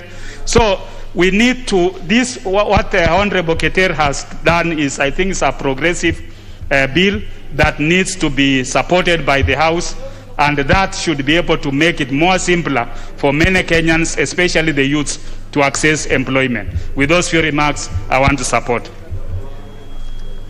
The member for Tharaka, the Honorable Murugara Kitonga. The member for the Raqqa constituency. Thank you very much, Madam Speaker. Madam Speaker, I rise to support the proposed amendment, and I've carefully gone through the draft bill. And what is sought to be done by the Honorable Gideon Keter is actually to streamline the requirements when it comes to the process of getting employment.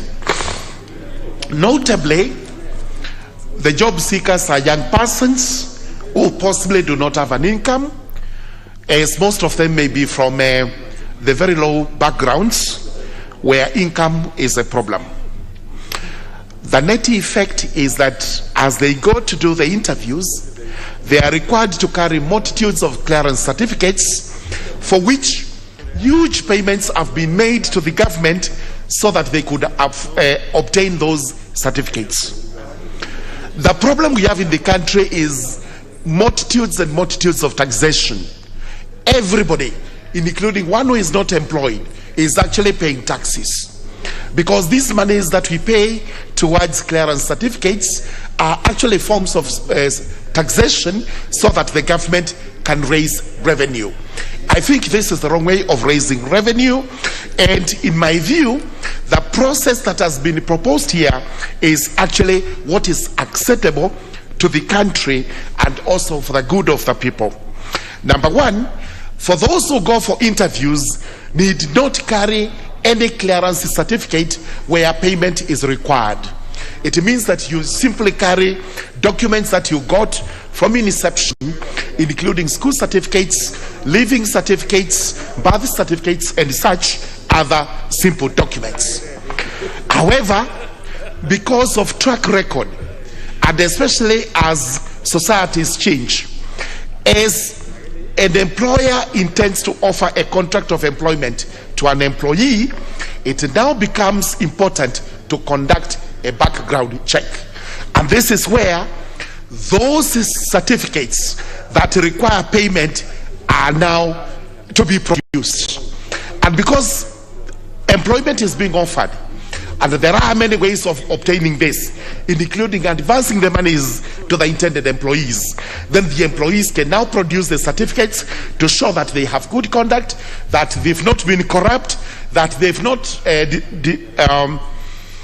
failed to pay their loans, or they have not failed to comply with any other statutory requirement. That is actually what would be good law. I therefore support the proposed amendment. You therefore support the proposed amendment. Honourable members, the debate on the employment amendment number 2 Bill of National Assembly, Bill number 79 of 2019, had a balance of 35 minutes. The time for the mover to reply is supposed to be at 11. Honourable members, the time also being at 11. Having really completed our 35 minutes of the debate of the same, I therefore call upon the mover to reply. Thank you, Madam Speaker. I beg to reply and thank the members of Parliament for supporting the Employment Amendment Bill 2019 and having the best interest of the youth at heart. Honourable members, as you may recall, before introduction of this amendment, job seekers were tasked with the responsibility of running criminal background checks on themselves so as to secure a mere job interview. However, now a cure has come through this amendment whereby an employer shall no longer perceive you as a criminal before you apply for a job. And the solution to all these bottlenecks is that an employer will no longer ask you for any such documents as KRA, DCI, HELB, CRB, EACC until or unless an offer of employment is in the offing. Honourable Speaker, I have noted that members have shown great interest on this bill. As it moves to the next stage, be rest assured that your suggestions and considerations and recommendations will be given utmost consideration. Madam Speaker, allow me to add a few remarks before I conclude. Job seeking shouldn't be an adventure where you must prove that you are not a criminal or haven't engaged in any crime in the past. This country is not graduating criminals from universities and colleges every year. These are young men and women who are more than ready to offer their skills and knowledge for the advancement of this nation's greatness. Public funded institutions should never be cash cows. From the research done by the Parliamentary Budget Office, these institutions have been collecting over 750 million every year from job seekers. This is a clear indication that they have been milking job seekers, most of them graduates, for years, yet there is no single cent that has been directly sent back to youth empowerment programs. Sadly, there is nothing to show for that these monies have been sent to, for example, Higher Education Loans Board to boost its kitty, for instance. Madam Speaker, we should pick some of the best practice from other countries that have relieved their graduates from this financial burden. For example, in UK, it's only when you become successful at an interview and are offered a job that your employer will be required to carry out a series of employment checks depending on the type of jobs you are going to undertake. In United States, Iowa, Kansas, and Kentucky, Louisiana, Massachusetts, and Vermont have enacted law that expressively prohibits employers from requiring applicants to pay for their own background checks. In Iowa, for example, law makes employers to be responsible for paying for criminal history checks run through the Division of Criminal Safety Investigation. In Louisiana, for example, employers are required to pay cover expenses for criminal background checks and other searches and checks made on applicant on existing employees. Honorable members, in conclusion, first, give the graduate jobs, then ask for these documents. Let them earn money first to afford paying for these documents, if they must. The young men and women should not be punished for looking for a job. Job seeking is ever a daunting task in this country. Let us not make it unbearable by adding an extra financial burden for people who are penniless already. Let these institutions do background checks if they want, but that should never be tied to job seeking. Nobody should be denied a job because someone suspects them of being a criminal. If KRA or HELP have a problem with an individual, they should go after them independently without interfering with employment prospects. Thank you. I reply. You reply. Thank you. Members, having the bill debated, moved and replied, the House is not properly constituted for us to be able to put the question, and I have ordered that the question on the Employment Amendment Bill, National Assembly Bill number 79 of 2019 be deferred. Next order. Order number 10, the Pensions Amendment Bill, National Assembly Bill number 26 of 2020, second reading. Let us have the Honorable Didmas Barasa, MP, move the second reading.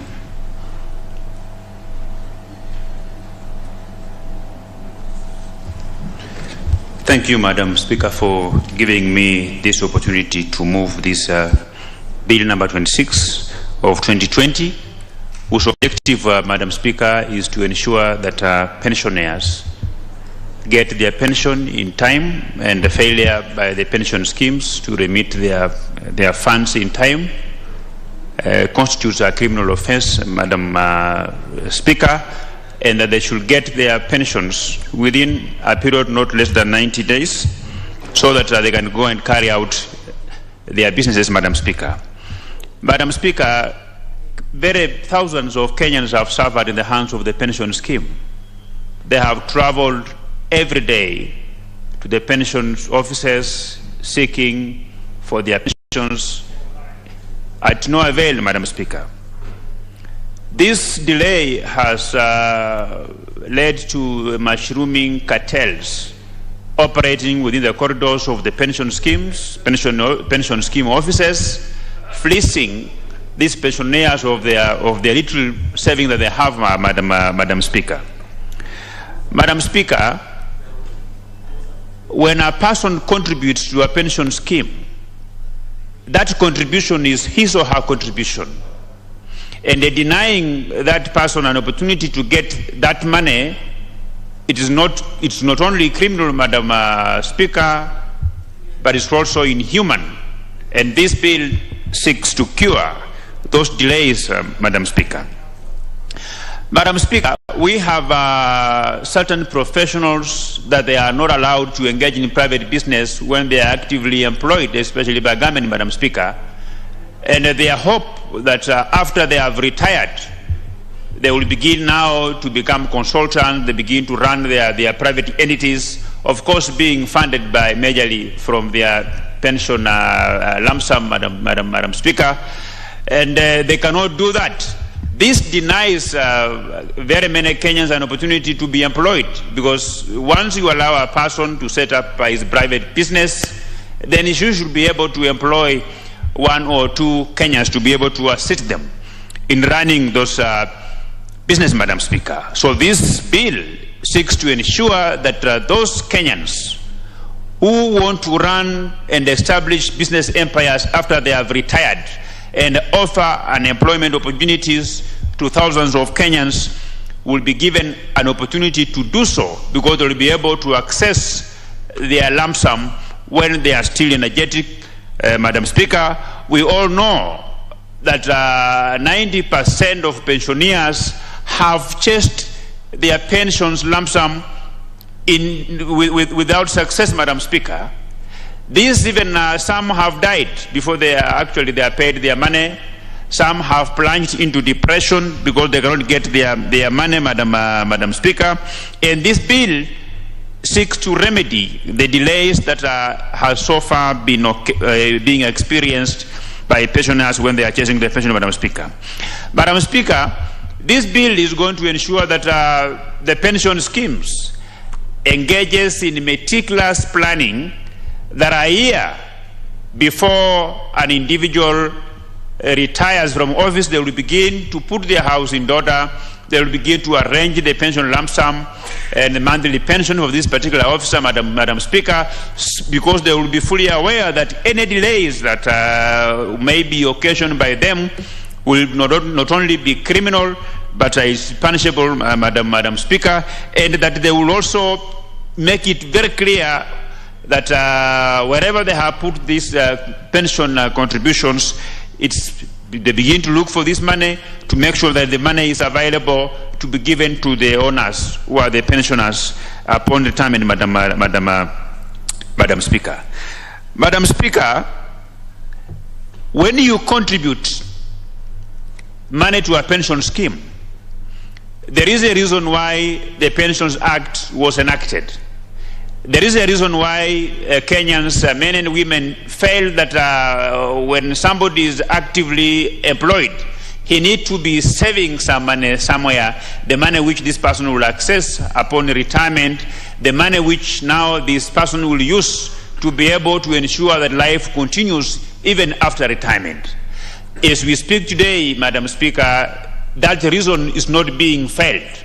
That objective is not being achieved because of the delays that the pension schemes will take to pay, to release their money to the rightful owners, Madam Speaker, and that this bill will seek to ensure that the objective upon which the Pensions Act was enacted, the objectives upon which men and women of this country felt that we must have a pension scheme where people who are employed should save their money and access this money after retirement is achieved, Madam Speaker. Madam Speaker, once this bill has been approved by this House and enacted into law, the cartels will be wiped out. The people who operate within the corridors of the offices of the pension schemes will have got no business, but they should go home, Madam Speaker, because the pensioners will be able to get their money within 90 days, and that there will be no any further delays, Madam Speaker, that a pensioner will never be required to sell his cow, to sell some piece of land, in able to bribe a particular officer operating within the corridors of the pension scheme for them to be able to access the pensioners, Madam Speaker. Madam Speaker, this bill will also ensure that thousands of jobs are going to be created, because when these pensioners get their money, engineers will begin operating engineering firms, doctors will begin opening their clinics and consultants, and they will create more jobs, Madam Speaker. Currently, as we speak today, they are unable to do so because some have been ridden, thrown into depression. Majority of them have even grown more older. Some have even died before they can actually actualize their dream business, something which they plan to do upon retirement, Madam Speaker. Madam Speaker, this bill, once approved by this House, will ensure that the purpose under which the pension scheme was established is met, so that people can continue transitioning from employment life into private business, Madam Speaker, and that their life must continue, Madam Speaker. As you are all aware that majority of Kenyans who are suffering from different diseases and that are being used by the medical insurance of their firms they're working for, upon retirement, they never enjoy those kind of privileges, Madam Speaker, and that they will use their pensions to be able to procure medication for whatever they are suffering from, Madam Speaker. This is not happening now because once the insurance card is terminated, you no longer enjoy the medical scheme of the firm you are working for, Madam Speaker. And when you go home, you are just left in the hands of God. Like people say that doctors treat and God heals. But for the doctors to treat you, you must be in a position to have money to pay them. But if the pension schemes will delay to release your pension lump sum and your monthly pension, you find that these people, they will lose their lives immediately after they have retired, Madam Speaker. So this bill is going to ensure that we are going to ensure that the purpose upon which the pensions fund and the scheme was established continue to be met, Madam Speaker. Madam Speaker, once this bill has been approved by this House, Kenyans will begin to sing their national anthem with a new meaning. The national anthem, Madam Speaker, when you listen to it, it's kind of a prayer, but it's something which Kenyans who have retired, they no longer get the benefits as contained in that song because of the delay by the pension scheme to release their lump sum pension, Madam Speaker. And Madam Speaker, I want to ask members of this House to approve this bill.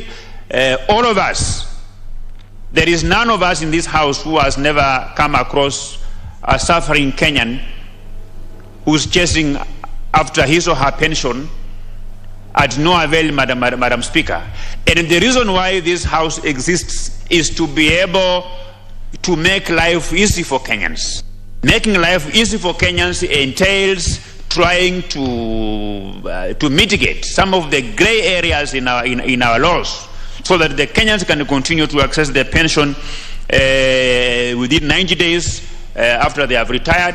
There is nothing difficulty. There will be no magic that will be applied by the pension scheme to ensure they get this money. It's just a matter of proper planning in terms of being aware of how many of their members are retiring within a year, so that they can be able to make budgetary allocations, so that they can be able to offload if they have used the pensions money to buy some shares somewhere, to invest in some real estate somewhere. So they will now begin to offload, to sell those properties, to ensure that the money is available to be paid to the pensioners within 90 days, Madam Speaker. These laws, at times, these laws have been existing, Madam Speaker, but because there was no law that could criminalize the pension schemes who will delay to paying them, so officers of pension schemes have been attending to these very important services to Kenyans with laxity, with no hurry. And if this bill is going to be approved and enacted into law, Madam Speaker, I can tell you that the pension schemes, the officers will be much more creative, they will be much more innovative in terms of ensuring that these funds is available to be paid to the pensioners within 90 days, because they will know that failure to do so, they will be committing a criminal offense and they are liable for prosecution, Madam Chair. And this bill, as I move it to the second reading, it's actually providing an opportunity for members of this House to improve this bill, to enrich this bill through amendments, and I will be happy during the committee of the whole House to be able to see, to tap into the wisdom of the members in this House in terms of proposing further amendments to ensure that no Kenyans will continue to suffer in the hands of pension schemes, that there is no Kenyan who will, upon retirement, will not be able to lead a normal life because he can't access his pension scheme, his pension money, Madam Speaker, and that all Kenyans who have a plan of engaging in private business, who have a plan to use their pension lump sum and pension monthly pensions to set up their business, will have an opportunity to do so without any further delay, Madam Speaker. With these very many remarks, and as I move this bill, I will ask Honorable David Ole Sankok to second. Honorable 001 Ole Sankok David for seconding. Thank you very much, Honorable Speaker, for giving me this opportunity to be able to second this very important bill, and I'm 100% sure that all members of Parliament will support this bill because it is a bill whose time has come. We in our respective constituencies are being disturbed by pensioners who are using a lot of money to chase their pension, Honorable Speaker. And Honorable Speaker, if you have noticed, it is only the Tangatanga wing of Parliament that is very active in this House, especially in bills that target the lives of the common wanainchi, especially the hustlers. Honorable Speaker, we have just come from... Honorable Ole Sankok, please resume your seat. Thank you, Madam Speaker. You know, I really respect the honorable member, but this bill is very, very important. Is the honorable member in order to bring the Tangatanga business into this place? Can you stop? Thank you. Well, I order that... I confirm that we have no wing by the name, that Honorable Speaker, we are all members of Parliament, and please let us be relevant. Yes, Honorable Speaker. Some street debates. Honorable Speaker, if I was given a chance before I was rudely interrupted, we have just come from discussing a very important bill of Honorable Keter Gideon, which protect the youth who are jobless so that they don't use a lot of money. We have heard that almost 750 million is used for our youth to prove that they are not criminals. We graduate not criminals, we graduate engineers, doctors, and so on. That Honorable Keter is also from the same political persuasion with the Honorable Didier Barasa. I also had the bill on NHIF covering the provision of assisted devices for persons with disability. All those are the vulnerable members of our society who ourselves we nickname them as hustlers. So, Honorable Speaker, coming to this bill, I want to congratulate Honorable Ditimas Barasa, because Ditimas Barasa have come with a bill that will save lives and I know the House will support, because, Honorable Speaker, it is not from the blues that Honorable Ditimas Barasa have come to support the older members of our society, the pensioners, Honorable Speaker. Honorable Speaker, last week I was in his constituency with a contingent of people from Narok. We had visited him because he have eradicated these traditional huts, the grass-thatched huts in his constituency. He have built modern houses, 5,246, for any youth who was living in that grass-thatched house used to call Thingira, or somewhere where it traditionally is where men after circumcision used to live. Honorable Speaker, he have eradicated for anybody who want to get married will have to get a modern house so that when they marry, the roof will not be leaked. So we are there, Honorable Speaker. So he's actually fighting for the rights. We have a point of order from Honorable. Point of order. Madam Speaker, I have a lot of respect to my colleague, Honorable Sankok. because he's one of our debaters, good debaters in this House. But Madam Speaker, our standing orders are very clear on the rule of relevance. That, and especially if you are seconding a bill moved by another member, sponsor of the bill, you need to be relevant, you need to stick to the facts around that bill, and stop discussing issues which have no direct correlation with what is being discussed. Is it in order, Madam Speaker? Very well, Honorable Sangoko, you are reminded about relevance, but this matter, of course, he was trying to congratulate the mover of the bill, but let us be limited. Okay, I'll go back to stand guided. And I really respect Honorable Orsosi, but he should also be aware that I'm not only congratulating Honorable Didima Barasa. He have done a lot, and we know we have to appreciate our also members, because I know when he came in there were 42 schools in his constituency which were mud houses, mud classrooms, and he have built 19-story building in primary schools. You know, we have to congratulate one of our own. Now to the bill. Many pensioners, Honorable Speaker, die chasing pension, Honorable Speaker. We are in a digital world. In fact, when the Jubilee government was elected in 2013, it was on the promise that it is digital, it is not analog, Honorable Speaker. Honorable Speaker, all of us and many employees in this country are paid digitally through banks, Honorable Speaker. Honorable Speaker, it beat logics that now I have retired and it is digitally known that I have retired because my age is known, and yet since I was receiving salary without chasing the salary, and they know my bank account, why is my pension not deposited in my bank account within 90 days of my retirement? Honorable Speaker, it beat logics that the pension schemes are very good in chasing members to pay for their pension, Honorable Speaker. Honorable Speaker, they collect our money monthly without delay, Honorable Speaker.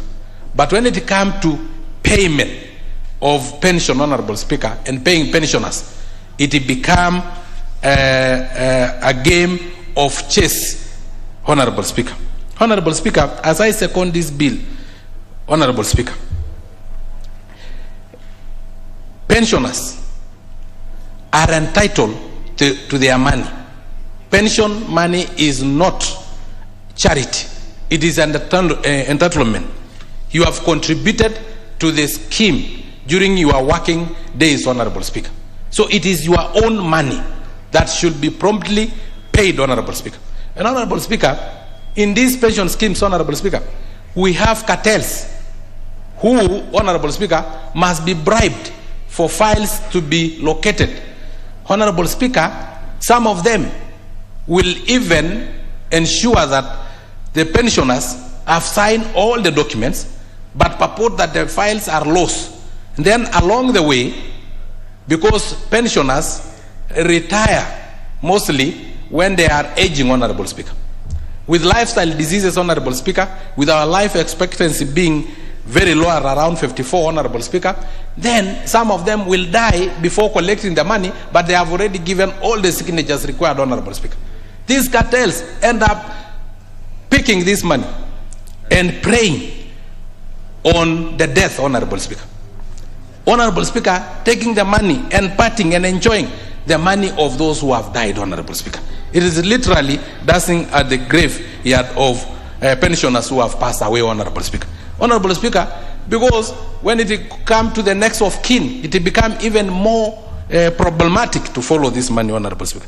Honorable Speaker, this is a very important bill because I'm sure all the members of parliament here have one time and on daily basis interacted with pensioners who are crying that they have to visit Nairobi, they have to travel. You can imagine a pensioner all the way from Turkana traveling how much expenses. They have to stay in Nairobi for almost 3 days or even a week, Honorable Speaker.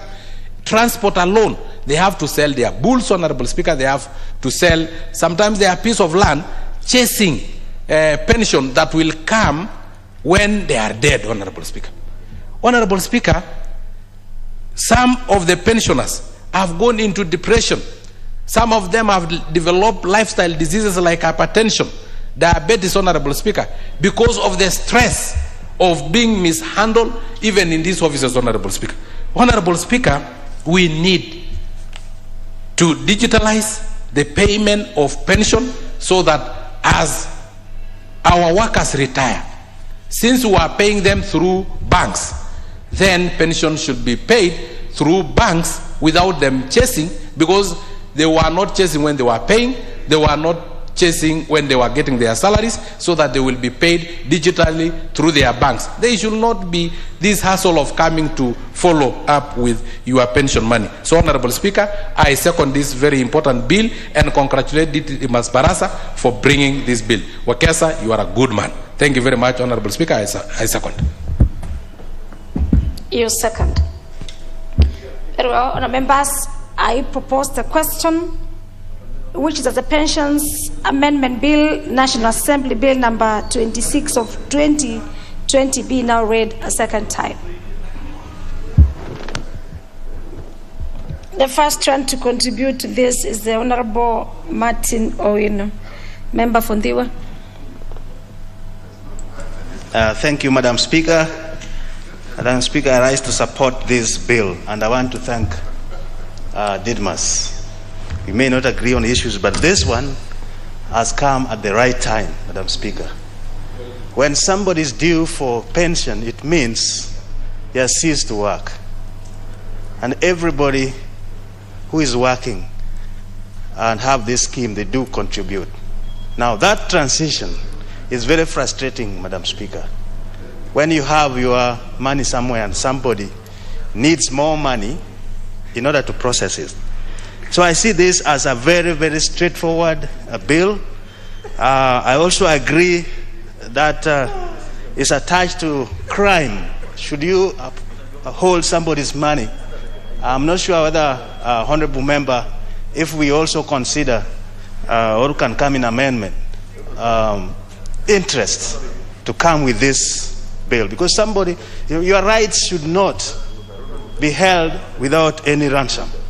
So any executors who are going to hold people's money, they should pay that interest. Madam Speaker, the reason why I also support the crime part of it is that it's not only the pensioner who is being punished here. Madam Speaker, when money is held, there are so many people behind that money. Sometimes it's a widow, sometimes it's orphans who are depending on that money. So when the salary ceases, the pension should kick right away to help where it should. Honourable Member Didmas talk about the insurance. Madam Speaker, in life there are 4 stages, or 4 quarters, if you will. The first quarter, 25 years, you are very healthy and you are, by God's grace, you are okay. And you pursue your education. The second quarter, you've organized your family. And the third quarter is where you can also enjoy, but at the same time, that is when all the diseases and disabilities comes in. And you need to have an insurance to access effective health care. So when somebody is holding up your money, is holding up your life as well. So we deny them this livelihood. Lastly, because this is a very straightforward bill, I don't want to labor on it. Madam Speaker, I think there are some designs which are there to encourage cartels. If this bill is passed and enacted into law, we should also follow with the implementation. How do people access their pension? Do they have to give those agents, the corridor agents, to follow up for them? Or we can digitalize this. They can make application with the bank where the money can go and automatically be done. That is missing in all our operations, and I think the government should move first, with the first speed, to ensure that that is done. With those few remarks, thank you, Honorable Member Ditmas. I really support. Your support. Let me have the member for Emuru Adikir, Honorable Kipyegon Ngeno. Honorable Ngeno, you have the floor.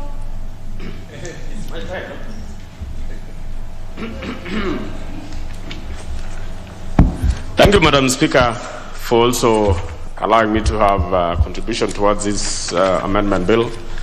Madam Speaker, knowing very well that it's a bill that touches on pension and issues that affect the elderly, especially because we know those people who are retiring, Madam Speaker, are no longer youth. These are elders in the society and who are retiring home to go take care of their homes, their properties, and their children. Madam Speaker, the reason why I would wish to support this particular amendment from the onset is singularly because these are people who are not asking for anything from the government. These are people who are not begging.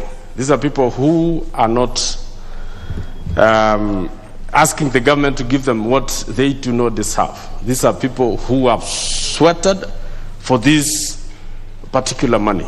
Madam Speaker, pension is a scheme that is effected internationally, and each and every country that cares about the elderly and those people who are retiring from their jobs, Madam Speaker, even in international law caters for the pension schemes. Because, Madam Speaker, it is known worldwide that any person who retires, Madam Speaker, could not have saved enough money on their own because of the issues that we normally have in our day-to-day routines. And therefore, the scheme, the introduction of the scheme to ensure that it is while you are working that this particular amount is being deducted from your salary. Madam Speaker, that is why it has been recommended internationally. Madam Speaker, as a retirement scheme created towards effecting the comfort for those who have done hard work in their places of opportunities, it is therefore prudent that whenever these people retire, Madam Speaker, their money should be released with immediate effect. It should not take anybody round and round. And Madam Speaker, I wish even during the amendment stages, Madam Speaker, we introduce some amendments so that whenever somebody goes to retirement, it should be digitalized in a way that his or her funds are released immediately so that that person can be able to access it even on phone. Not necessarily going to fill all those forms. A person who is retiring should fill the forms when he's almost or when she's almost going for retire. So that immediate release from the work that person has been occupying, it should be automatic so that when that person goes to ATM or even access the account through his or her phone, they should be able to get their money instantly. It is not a favor to pay those people their pension. Madam Speaker, I wish to state that I'm supporting this particular amendment because of that. Madam Speaker, pension should be merged with medical covers. Madam Speaker, you know what? Even if you are to get your pension after retirement and your medical cover is not assured, you're not assured of medical cover. Madam Speaker, pension sometimes when it comes, you know, it comes at a time maybe you have so many needs. It comes at a time when maybe you have so many students in universities or colleges and all that, Madam Speaker. And I believe, or I think, there should have been a way that while you are paying for while they're deducting your pension money, they should also have a way of deducting the medical cover, so that when you retire, you will still have that medical cover assured, just like when you were in your employment. Because we have seen so many people who have retired, Madam Speaker, facing myriads of trouble. They are admitted at hospitals, and hospitals nowadays have become, I don't know, Madam Speaker, you go to a hospital, unless you deposit 100,000, 200,000, you would not be attended to, Madam Speaker, even if you are dying. And this affects all the medical, all the facilities, Madam Speaker, either government facilities, county facilities, or private facilities, Madam Speaker. So a retiree should not find it hard to access medical attention, Madam Speaker. And these are people who have worked so hard, build this nation. The money that we have, or the money that built the hospitals and all these other things we see, Madam Speaker, was because of their sweat. These are people who have worked so hard in government to ensure that these facilities are properly made. So when they are sick, Madam Speaker, it's not right for these people not to be able to access medical cover or to be attended to in hospitals because they don't have money. So I think we should also merge this pension scheme, and I'm requesting member of Kiminini or Kimilili to ensure that in part of the amendments he should look into a situation where we can merge the medical cover with the pension schemes, so that when you are deducting, we are deducting both. Madam Speaker, this time of payment, like I said, should be immediate, like what the member has proposed. 90 days this is not money, Madam Speaker, we are asking the government to go look for.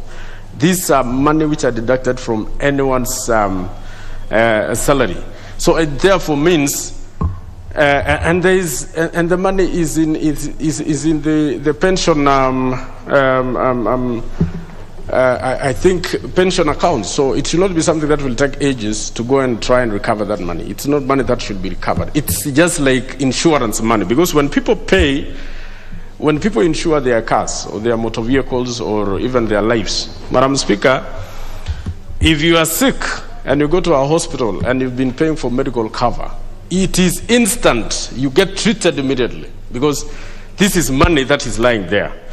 When a vehicle has an accident, Madam Speaker, the time to recover or to pay for the repair of the vehicle or even buying another vehicle is not something that takes ages. It takes between 1 to 3 months. Madam Speaker, why is it then it's so simple to recover the money or repair a car? Why is it so easier? It takes around 3 months. And yet, for somebody who has worked so hard for this particular money, Madam Speaker, it takes ages to pay.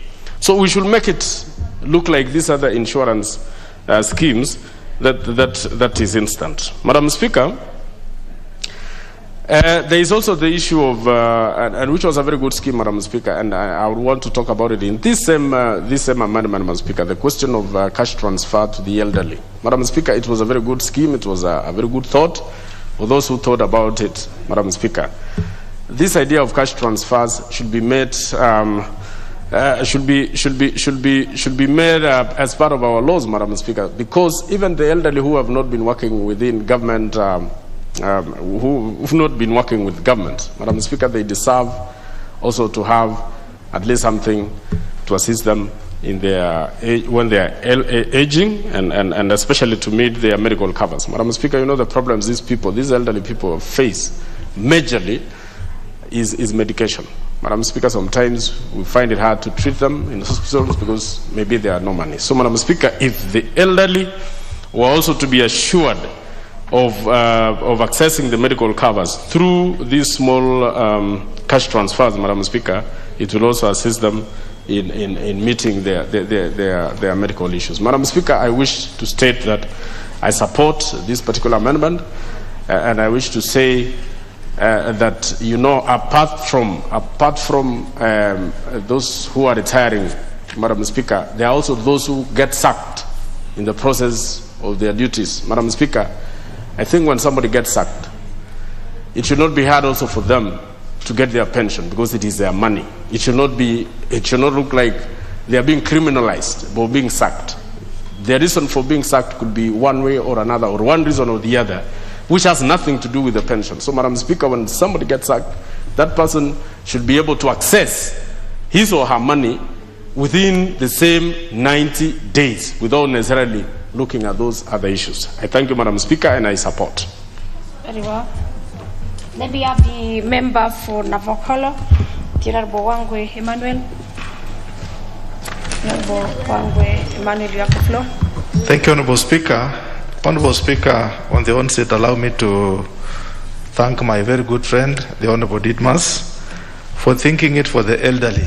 Although himself is young, but he has really thought it wise that the future cannot be avoided. Honorable Speaker, as young as you are today, the times is just what is going to give you what the age will be tomorrow. Therefore, Honorable Speaker, Honorable Didmas, you've really thought it wise, and for all of us, because we are definitely going there when we exit, when our times come. Honorable Speaker, on the onset, I want to support this bill and say that it's a good bill. It has come in on time, and we should all embrace it. But I would also be proposing that, Honorable Speaker, I had an indulgence with the Honorable of Mura Dikir, and the issues, we have two issues here which maybe you'll allow Honorable Didmas. When you look at at times when the pensioners have been by bad luck, somebody has reached a certain age and he has been expelled from duty, we need to look into those issues. Just 2 years to time of getting pension, Madam Speaker, that person is maybe for one reason or another retired from employment. What happens? Why should that person suffer? We should look at it, Honorable Didmas, so that when it comes to the committee of the whole House, I'm sure Honorable Ngeno is a good man in that aspect and will also be sharing with him. We should also look at, Honorable Speaker, the issue that some people are young in this parliament. They've just come in at the ages of 28, 29, and then the Mother Act puts it that you can only access pension at the age of 45. What are we trying to imply, Honorable Speaker, to that aspect? We will also be looking at it, Honorable Speaker, when that time comes. However, on this one, Honorable Speaker, I want to really appreciate Honorable Didmas, and it has come in with very good goodies. One of it being, Honorable Speaker, that the pensioners who have retired from the service will now be able to get their pension within 90 days. Honorable Speaker, this is a good thing. It's a good thing because why are we putting people whom we've been paying to now say we don't have their files? Which files are we looking for? Why have we been paying them? Therefore, Honorable Speaker, it's important that let us push the pension schemes or the Treasury to pay these people on time. The 90 days is a good estimate, is good enough for the government or the pension scheme to pay the retirees. Honorable Speaker, I also look at this as a way, Honorable Speaker, to push. Many allow me to use this, that us as Africans, we would want to make laws so that the laws can enable us to move from one level to another.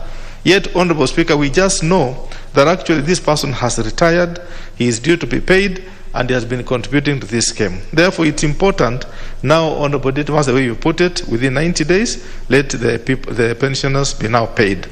Honorable Speaker, this rule, this bill, will now awaken up the pension schemes because they are on a slumber bed and they'll now be able to wake up and walk the automated way. They now have to impress IT, Honorable Speaker, because this cannot really work alone. I look at it like, Honorable Speaker, an automated pension scheme will now arise that will link up the National Treasury pensions departments with pension departments of other government entities. We should put in order to increase efficiency in pension processing.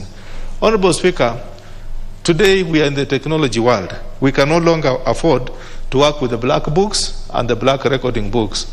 So it's important, Honorable Speaker, once this bill is enacted, the pressure of the 90 days will now make these pension schemes automatically to embrace the issues of IT. Honorable Speaker, another advantage which I'm reading from Honorable Didmas' bill is that the National Treasury, Honorable Speaker, shall have to review the number of documentations needed for the processing of pension with a view of making the process easier. Honorable Speaker, it is not important to now start looking at what happened when. Why were you receiving this pensioners' money that time? You did not ask what happened. So it's important that now the Treasury should now come up with a linear way of reviewing what a pensioner is in terms of the documentation process, Honorable Speaker. Another advantage, Honorable Speaker, which I emanate from this bill is that the National Treasury shall now build the capacity of pensions departments in public entities in order, Honorable Speaker, to enhance the efficiency in processing pension for their employees. Honorable Speaker, we have just passed a bill, Honorable Gideon Keter's bill, which looks at enabling our young graduates, Honorable Speaker, to be employed. Therefore, it's important that the Treasury should now build capacity. This capacity will be both human and technological capacity. Therefore, Honorable Speaker, once this bill is enacted, definitely human capacity will be needed to enhance and move faster in terms of giving out the pensions to the pensioners, Honorable Speaker. Honorable Speaker, this bill is good and it is timely. I therefore do support. Thank you. The Honorable Osoti. Give him the mic. The Honorable Osoti. Thank you, Madam Speaker, for this very important opportunity to also contribute to this pension amendment bill by Honorable Didmas Baraza. I want to start by thanking Honorable Didmas for having this very, very important thought because, Madam Speaker, pensioners are suffering in this country.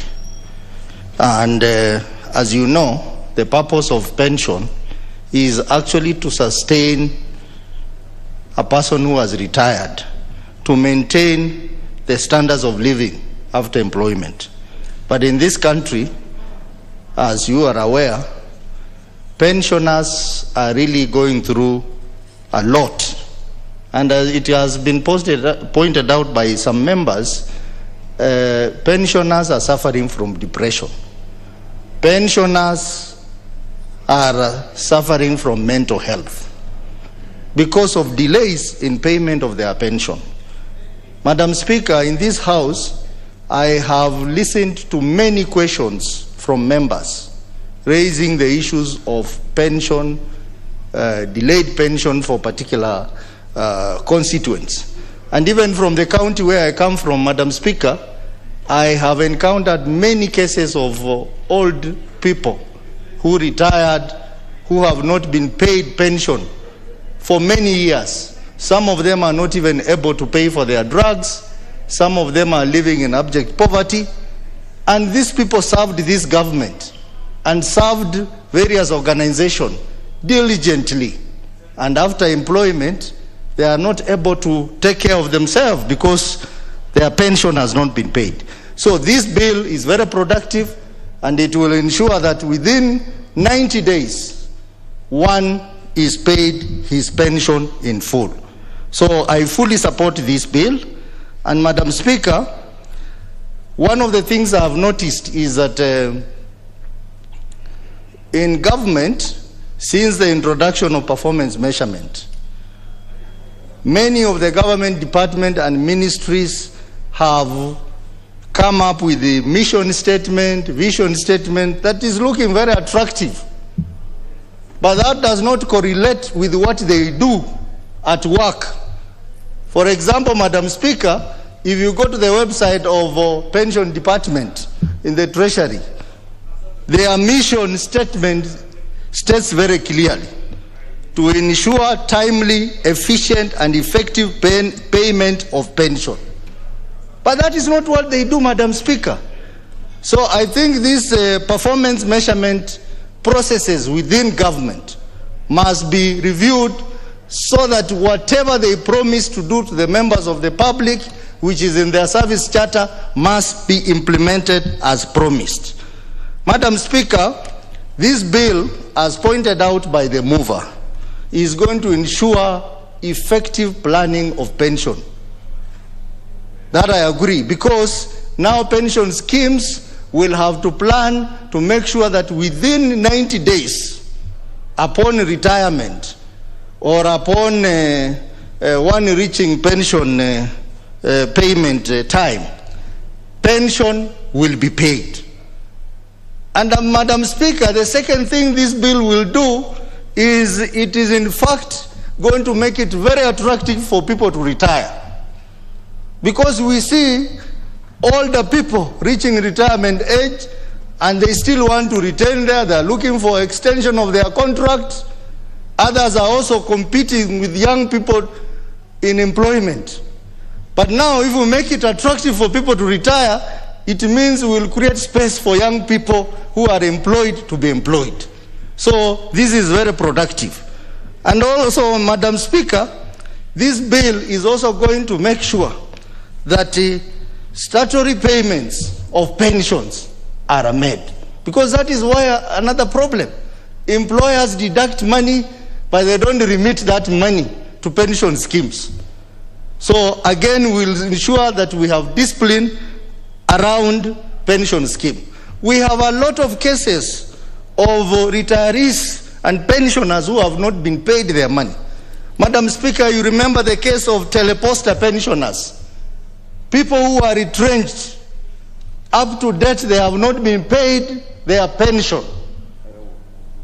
And the pension schemes, what they are doing, they are using court to frustrate pensioners. They go to court and they block the whole process and create more misery in pensioners. We have Kenya Railway pensioners and even government pensioners who have not been paid to date. So this bill will help in dealing with this matter. And as we look at this bill, we also need to look at other legislations that will support what Honorable Didimas has brought. And I think it is high time we need also to look at amendments to the Public Finance Management Act, so that the first charge should be debts and pension, so that people are paid their pension before anything else is paid. Because what is happening, for example, in government, they will prioritize payment of debts. And you know we have a debt problem. So that means issues like pension will be given a back burner. Madam Speaker, this bill will ensure that is done. Madam Speaker, you are aware that this Parliament, in the current financial year, we appropriated money to Treasury to purchase the pension management system. And we are hoping that if this system is purchased, implemented, then we are not going to have cases of file being stolen, file being lost, and the pensioners will get their money in time. So this bill will put pension scheme and government on their toes and ensure that our old people, our old women and men in the villages live decent life because they get their pension on time. Madam Speaker, we also have to interrogate the role of stakeholders in the pension industry. For example, the controller of budget. She has a role in the whole process of payment of pension. We have to interrogate the role of retirement benefit authority. That as our people are suffering, what are these institutions doing so that our people do not continue suffering? We did not have to wait for Honorable Didimas to bring an amendment for us to know that we need to take payment of pension seriously. So this is a clear signal to the institutions that are involved in pension management, pension regulation, to do their work, especially the Retirement Benefit Authority and the controller of budget when it comes to public sector pension management. For those few remarks, Madam Speaker, I support. Very well. The member for or nominated, the Ketero Gideon. Thank you, Madam Speaker. I rise to actually support this bill and congratulate my colleague for actually thinking of the elderly and being able to see the signs and symptoms of a failing nation. If someone who has been working for many years and then you get to retire and then the same country you've been working for is not looking at your interest. It's a sign that as a country, if we don't cure this one as early as now, it will paint a picture, and it won't even be attractive to young employers to participate in such schemes. If we actually actualize these pension schemes very well, and young employers or young employees manage to see that if you work very hard and when you retire, you can still continue earning your money, then it will build a different culture. It will build a culture of hard work, a culture where, as a citizen, you will know that hard work pays. But if we subject our elders who have retired to running around the offices, coming to Nairobi and trying to ask or find how they are going to be assisted, yet this is a contribution they made. They don't owe anything to the government. It's their own money. And this also has brought in an issue that I want to ask the member, my colleague, to also look at if we can introduce something called pension ombudsman, someone who can handle the disputes and admin challenges, someone who can be central. If you have a problem with your scheme, you can easily take your issues there and then be recorded, and then you can get an answer, rather than the citizen across the country coming to all the way to Nairobi to be able to find a solution, or knock offices and they don't get assisted or they don't get satisfied. Also, something else I will ask you, my colleague also to look into as an addition is, how can we make this a government guarantee? And how can we introduce something like pension benefit guarantee corporation that will be in charge of the elderly? Instead of right now, we are actually having plans, each government coming in and having plans on how to introduce a plan to cushion the elderly by maybe giving them stipends. How can we look at this as something that also can be implemented, so that we may do away with the current challenges we are facing? I agree with the Honorable Didmus Baraza that this bill is going to also, if we look at it very well, it is going to encourage members or people to retire early. We have a problem as a country where you find someone who has finished his term or worked so well, but still feel I'm not safe when I go home. I'm not safe. I still need to be added more time. And as a country, we are having problem with unemployment. We want members to contribute well to our country, and at the end of that, they can go retire home, and then they can continue earning. So, Madam Speaker, I beg to support, and I hope my fellow colleague will be able to look into the amendments that I've suggested. Thank you. Very well. The Honorable Wanjiku Juguna, the member for Kiambaa, you have the floor. Thank you, Madam Speaker. I want also to take this opportunity to congratulate my brother Didmus for coming up with this amendment. I think about the pension. It is something that is a thorn in the flesh to so many workers who have worked very hard. It is something that you are working hard, so that when you retire, you will have something to take care of you. But what is happening nowadays, Madam Speaker, is that you realize whatever you are doing when you are young and whatever you are trying to save so that it can take care of you, you end up dying even without achieving whatever you wanted to achieve when you retire. Madam Speaker, I really support what the amendments that are being brought on the pension amendment bill to ensure that when you are working and when you are young, you save a lot of money.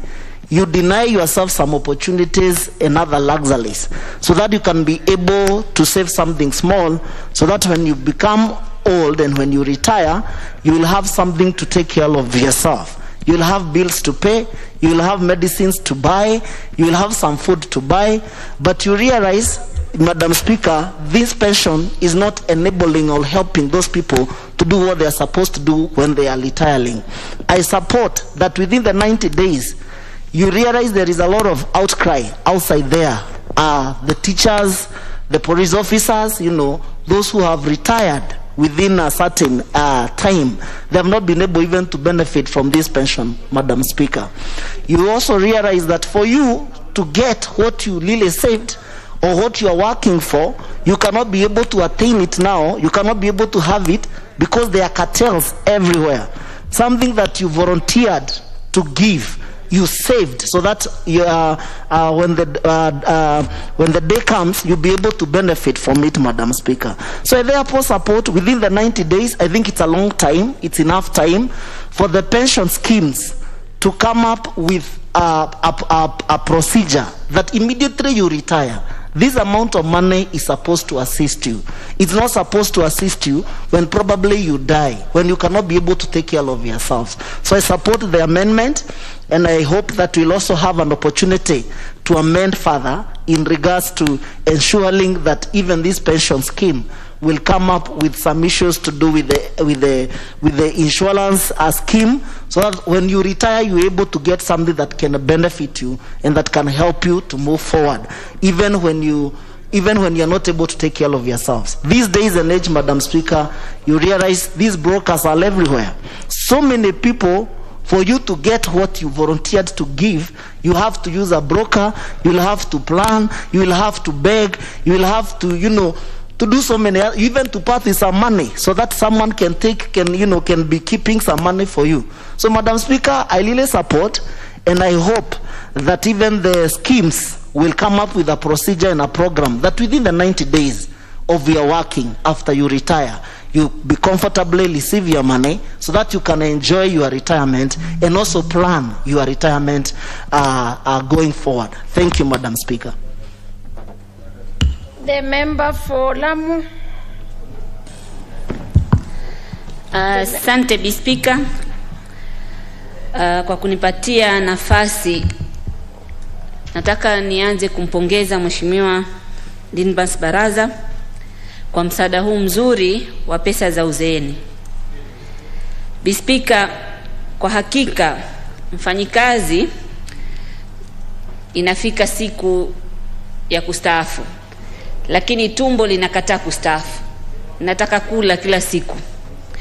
Bispika, pesa hiyo ikichelewa kufika wakati ule mfanyikazi anakula nini? Na tunajua watu wetu pesa wakipata wanatumia, wakijua kuna pension yao itawasaidia mbele. Kila ikichelewa inamuumiza yule mfanyikazi. Anachukua madeni, hata hiyo pension ikifika anakuwa hakutumia kwa njia mzuri. Bispika, wale wanachukua ile pension yao wanatoka sehemu za mbalimbali. Bispika, nikitoa mfano Kiunga, Mkokoni, Kiwayu, huko napotaja hamkujui, pengine ni kule kwenye hiyo triangle hiyo, ile mraba mitatu. Huko chifu wa huko atoke aje Nairobi, azunguke hapa maofisi, mara barua hii hakuna, mara akaunti hii haifai. Amerudi Lamu, anatumiwa tena, anaambiwa barua hii, banki hii haifai, fungua akaunti nyingine. Yule chifu akitoka pale Kiunga paka pale Lamu tu ni shilingi 2,000. Na tena hiyo ni kuja peke yake, hajarudi. Na tena hakuna usafiri wa kila siku. Akitaka kufanya kwa haraka aende, kama ile siku ya boti haijafika, inabidi akomboe boti shilingi 30,000. Tukisema kule kwetu kuna shida, watu waona sisi tunataka kulia tu, lakini njia za usafiri ni ngumu. Sasa watu vitengo vingi vinakuwa zikipata matatizo. Moja wapo ni hawa wanafuatilia pesa yao ya uzeeni. Bispika, wenye kutoa ile pension tunafaa tuwakuuze. Tusiwe tu tutalalamika. Sisi hapa tuna jukumu pia la kuwawezesha. Kwa mfano, kama counties zinakata pesa za uzeeni lakini hazipeleki kule wenye kuweka mfuko wa pesa ya uzeeni. Sasa tutafute ni mbinu gani, manake pia wao wanatatizika, hawataki kukosa kulipa lakini hawapewi. Ni sisi hapa hili bunge tuhakikishe tumeweka sheria pesa ianze kukatwa za county kabla hazijawafikia, ndio nao wale waweze kulipa kwa muda unaostahika. Manake tusiweke tu sheria, mimi naiunga mkono, ni sheria mzuri, najua itasaidia, lakini hii sheria ikiweko na huku na sisi tutatafuta mikakati ya kuwasaidia wale wanaotoa zile pensheni. Speaker, kusema la ukweli, hata hii pensheni yetu ya serikali huchelewa sana, lakini nawapongeza pia ile kazi yao wanafanya. Sisi tuchukue majukumu, tuhakikishe, tukae na wao chini, tuwasikize matatizo yao nini, kwa nini wanafanya hivi, tusipitishe sheria. Maana sheria zingine zikipitishwa tunapitisha tu kisha hatufatilizii wana mikakati gani ya kuwa ile sheria. Kama sisi kule Lamu sahihi iliwekwa sheria hapa na imbidi na pambana ya uvuvi, imewekwa tu sheria kisha hawakwenda kuangalia mbinu gani ile sheria itamsaidia ule mvuvi. Na hii naogopea hivyo. Ni kweli watu wetu wazee wanateseka kule, lakini na kuomba mheshimiwa ndani baraza, tumia kamati yoyote, tuwaite hapa waje wazungumze kwa nini wanafanya hivi na kwa nini tukiweka hii sheria watafanya mikakati gani iweko hizo siku 90 wawe washalipwa. Speaker, asante, sina mengi zaidi.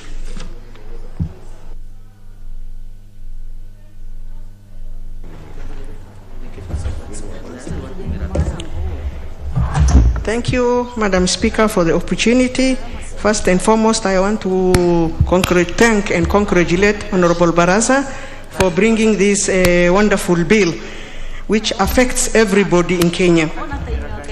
Madam Speaker, for most of people, the retirement transition is usually filled with a lot of uncertainties, as one parts from a significant activity that affects many of her or his life domain. For others, it means assuming new role in society which they would not perform during their working years. Retirement from work has been associated with many challenges. The challenges range from strained finances, feeling of loss, and the need of readjust in life, dependency, lack of proper medical covers, debilitating illness, and even early death. Besides, most people are plugged into the reality of entering their old age without a proper source of income.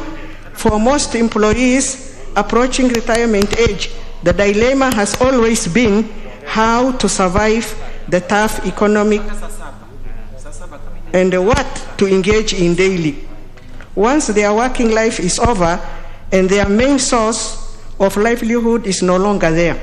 Madam Speaker, in Kenya, retirees take a long time before they get their retirement benefits. Others even die before getting their benefits. Those who are lucky to get their benefits may sometimes have to use connection, which most of the time are expensive to them. The amendment bill, if passed, will lead to shorten the period which a public servant officer will receive his or her pension benefits upon retirement. Madam Speaker, many of the government agencies take a long time to submit employees' file to Treasury for processing. Some of these agencies, despite the technological era, are still using analog filing system. The proposal by the amendment to automate system will not only fasten the process but also take easy to retrieve document by click of a button. I therefore support, Madam Speaker. Thank you. The Honorable Member for Aldai, Honorable Serem Corneli. Thanks, Madam Speaker, for allowing me to contribute to this motion. First, let me thank my colleague, Honorable Barasa, for this wonderful amendment that will address issues that touches on retirees.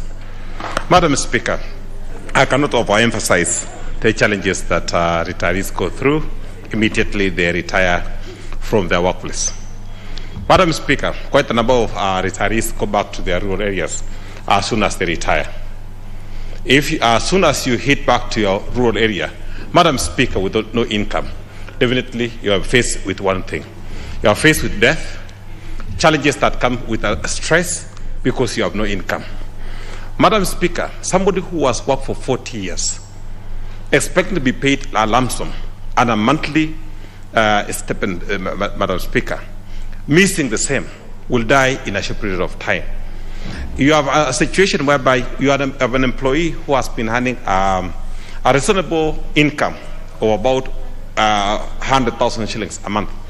And then all of a sudden, that when you retire, you are told that that you will be chasing your retirement benefits for a period of a year, or not even very sure.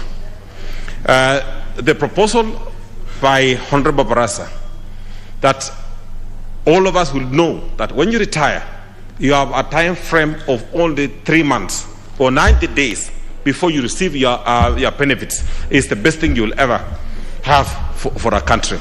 In my own opinion, Madam Speaker, when we get to that reading, I'll be proposing amendment that to reduce from maybe 90 days to 30 days. Why should you wait for 90 days for the money that you have contributed into a scheme for a period of 40 years that it will take 90 days? Madam Speaker, at least it's an effort that at least there is a time frame. At least you are certain you'll be knowing that you'll be getting your benefits at a particular time. Madam Speaker, before when we discuss about maybe the time frame, it's also good for us to understand the challenges that retirees go through as soon as they retire. In most cases, if you live in a city, you want to transfer your belongings back to the rural area. How will you transfer, Madam Speaker, when all your funds, which you actually save, will take a long time? It requires you to go bribe some officials for your money to be given. Madam Speaker, if you have a teacher working in Moyale, asking a teacher from Moyale to come to Nairobi, or in my constituents, Aldai constituents, coming here to chase the money that they've saved for their lifetime. Madam, in my view, Madam Speaker, I agree that it should be a crime for any scheme to hold your money that you work hard for. Unless all of us are in a different planet, but if all of us are in this planet, and most of us are in Kenya, we all understand the challenges that retirees go through. My father worked for this country as a teacher for a period of 42 years. Madam Speaker, my dad passed away, and my late mother also passed away without receiving a penny when she died. Many families, Madam Speaker, go through the same challenge. That sometimes the retirees have no option. They don't know what to do in an event that the beneficiary dies. Madam Speaker, I hope this House will agree with Honorable Barasa that it's unfair that we have somebody who has worked for a country, when they go home, it is like a criminal. It's an offense. It's a crime for one to retire. All of us in this House, one way or the other, will be retiring. Madam Speaker, as we retire, I hope that we're looking forward to a system whereby when we retire, we'll be given our money when we want, when we require.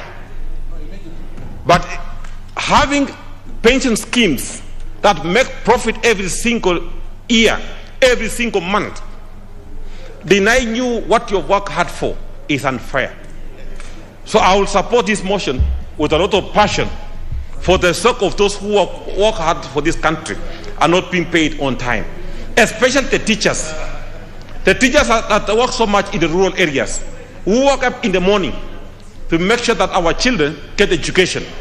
But when they retire, they lavish in poverty. Just because somebody in Nairobi can sit on their files. And we have some crooks, Madam Speaker, and I wish that at some point they should be exposed, Madam Speaker. That you have to call, you have to put some money in an M-Pesa for your file to move, just from the TSC to the Treasury.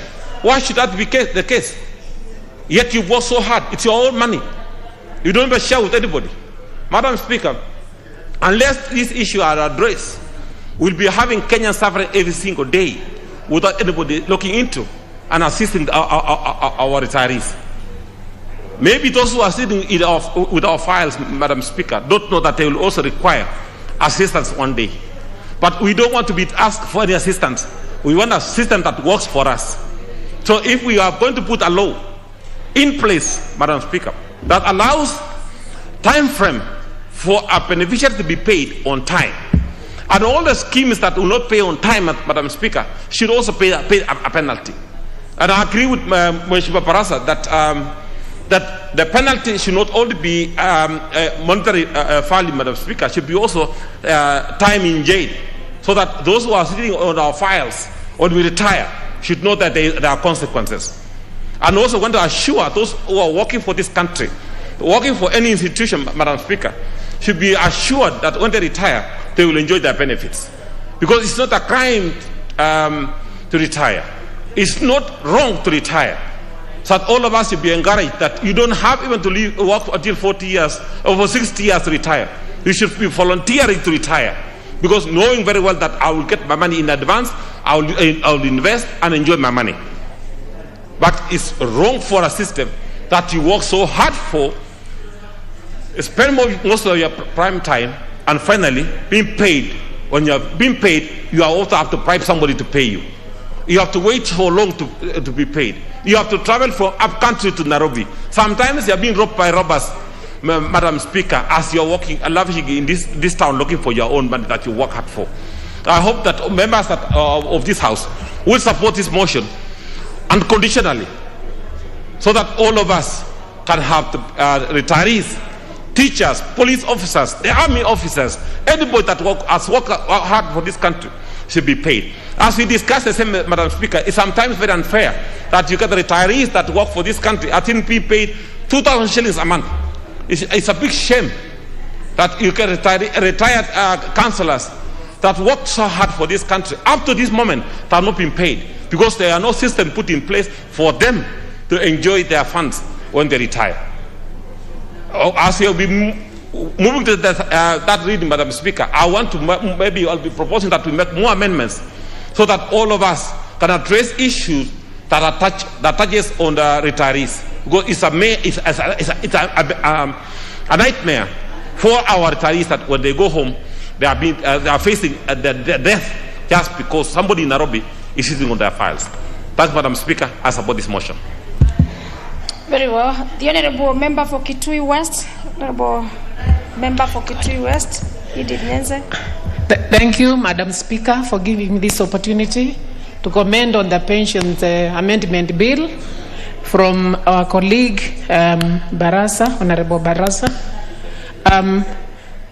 Let me, Madam Speaker, say that the pensioners really suffer a lot, especially when they retire. They have been used to getting salary at the end of the month, and then you retire to no money. That one in itself is a shock. And then when you have to wait for months, for years, without this payment, these people suffer a lot from stress and also from embarrassment, because the people around them are also expecting them to help them, yet they cannot. Most of the times the Treasury says that they delay the payment because maybe the files were not put in order, or the required documents were not put in order for them to pay the pension. So, Madam Speaker, I want urge the employers, both the employers and the employees, to ensure that their files are in order, that their names are well written, and everything which is required for you to be paid your pension should be prepared in time, so that when it comes to the time of payment of the pension, the file is in order. And since even these employees have always known that they will retire at a certain time, they should put in place everything in order, because that is a complaint, especially with the delayed payment of the pensions. The other thing, is, Madam Speaker, which I should also stress and which should also come as an amendment, is that as we contribute towards our pension, employees should also be contributing towards their medical cover or towards their medical fund. Because when you retire, you are aged and you are likely to get many diseases, and most of the money will be used for the hospital. So it's good to be covered, to have a medical cover when you retire. So it's advisable to have this, the employers deduct the money for pension and also for the medical fund, so that when you retire, as you get their pension money, you'll get your card automatically for the pension scheme, for the medical cover. So, Madam Speaker, we also, this amendment should also come along with it as some pre-retirement training, so that our pensioners won't know how to use the money. Because most of them, especially when they get the Provident Fund, that is when they are paid in lump sum, this money is used all of it at once, and then after that they suffer a lot. So it's good to be educated, to be made aware on how to make this fund or this pension fund, so that when you retire, you not have to suffer or to use all the money, then you have nothing to use for the rest of your life. And this goes for pre-retirement training, and the employers, together with the Retirement Benefits Authority, should also ensure that all people who are about to retire go through this training, so that the awareness is there on how to even save money, maybe with the annuity. You buy annuity with this money, so that you are not given your pension and you spend all of it, and then after that you have nothing, yet you have been used to getting monthly pay. Madam Speaker, I would also support this bill that is talking of 90 days, paying within 90 days, but this pension should be paid immediately after retiring. You stop getting your salary now this month, and then the next month you should start getting your pension. If not so, then I would also suggest that these people remain in the payroll, that they are not removed from the payroll. They remain in the payroll till the pension is paid. And in doing so, this will ensure that the government, the treasury, pays the pension in time. If not so, then after the 90 days, I want to propose that this pension attracts an interest, so that it comes with an interest after the 90 days. So with that, Madam Speaker, I support the bill. Thank you. You support the bill. The member for Trans-Nzoia County, Honorable Nangambo Janet. Thank you, Madam Speaker, for giving me this opportunity to contribute to this pension amendment bill. Honorable Speaker, I wish to thank my colleague, Honorable Didmas Barasa, for coming up with this bill, Madam Speaker. Madam Speaker, it is true. When we talk about pension, even some of us, we are victims. I remember when I worked through Telcom Kenya, Madam Speaker, some of us, we were retrenched with about 46 years. And those ones who had 50 years, Madam Speaker, up to now, those people were not paid. Even some of them passed on. Even some of them lost even their own families, because they come from very poor families whereby they cannot even afford their meal, Madam Speaker. Madam Speaker, it is true, Mheshimiwa Ososi has touched on several entities whereby we have several challenges that people are facing. But I've also come to realize that when you are being employed, Madam Speaker, you must give all the details. And especially for those, our men. Sometimes they marry too many wives that when they want to be given their shares from the pension scheme, it is very hard. So it forces some of the spouses to go and look for documents so that they can come and benefit out of this. But after coming up with this amendment bill, Madam Speaker, I know very sure that it is going to cure so many issues. Madam Speaker, I will also touch on the government because I remember in NSSF, the issue of NSSF when I was still working, Madam Speaker, it was not also implementing their own dues to their staffs, Madam Speaker. So I just urge Mheshimiwa Ditmas Barasa so that we can do further amendments to this bill so that people can benefit. Last week, Madam Speaker, I just heard from Moi University, whereby people are contributing their own money. Unfortunately, when some of them were retiring, and even some of them were paying their own loans from the banks, when they went there, Madam Speaker, on their own payslip, you can see that somebody is remaining like with 600,000. When he goes to the bank, he finds that he has a loan of 1,600,000, Madam Speaker. So, Madam Speaker, we have issues that we need to deal with it as a house so that we can save other people who are suffering outside there. Madam Speaker, let me also talk about the teachers, and especially from my own area. It has really frustrated those retirees. They have decided to wake up in the morning, they go for changa and pusa, Madam Speaker. They cannot even afford to take their own kids to school. Remember, somebody, you have been a working class. Now it reaches a time whereby you cannot even sustain your own family. This is very bad, Madam Speaker. I think my colleagues, we are going to support this bill so that it can help our own people. Thank you, Madam Speaker. Well said. The Honorable Member for Likoni. Mboko Hamisi. Asante Mheshimiwa Spika kwa kunipatia nafasi hii na mimi niweze kuchangia katika mswada huu wa marekebisho machache na Mheshimiwa Didmas, na nimpatie kongole kwa kuleta mswada huu ambao utatatua tatizo sugu sana.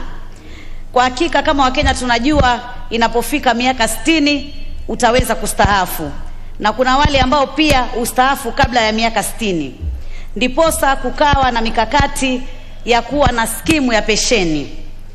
Lakini kumekuwa na changamoto nyingi sana, na Wakenya wengi wamepata shida sana katika mikono ya maofisa tofauti tofauti katika miradi hii ya pensheni.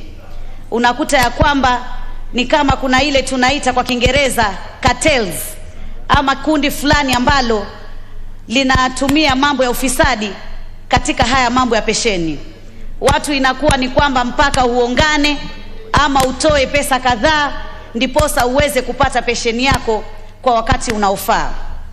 Ndugu yangu Didmas amesema siku 90, na siku 90 ni siku mwafaka kabisa ya kwamba yule ambaye amestaafu aweze kupata pesa za pensheni.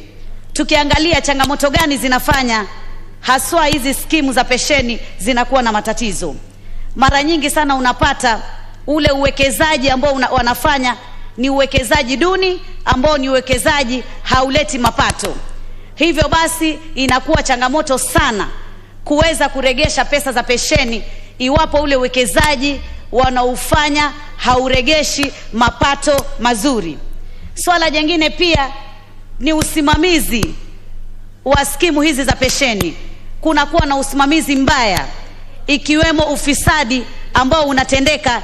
Hivyo basi inakuwa zile pesa za kuweza kulipiwa watu kwa njia ya pensheni inakuwa ni changamoto.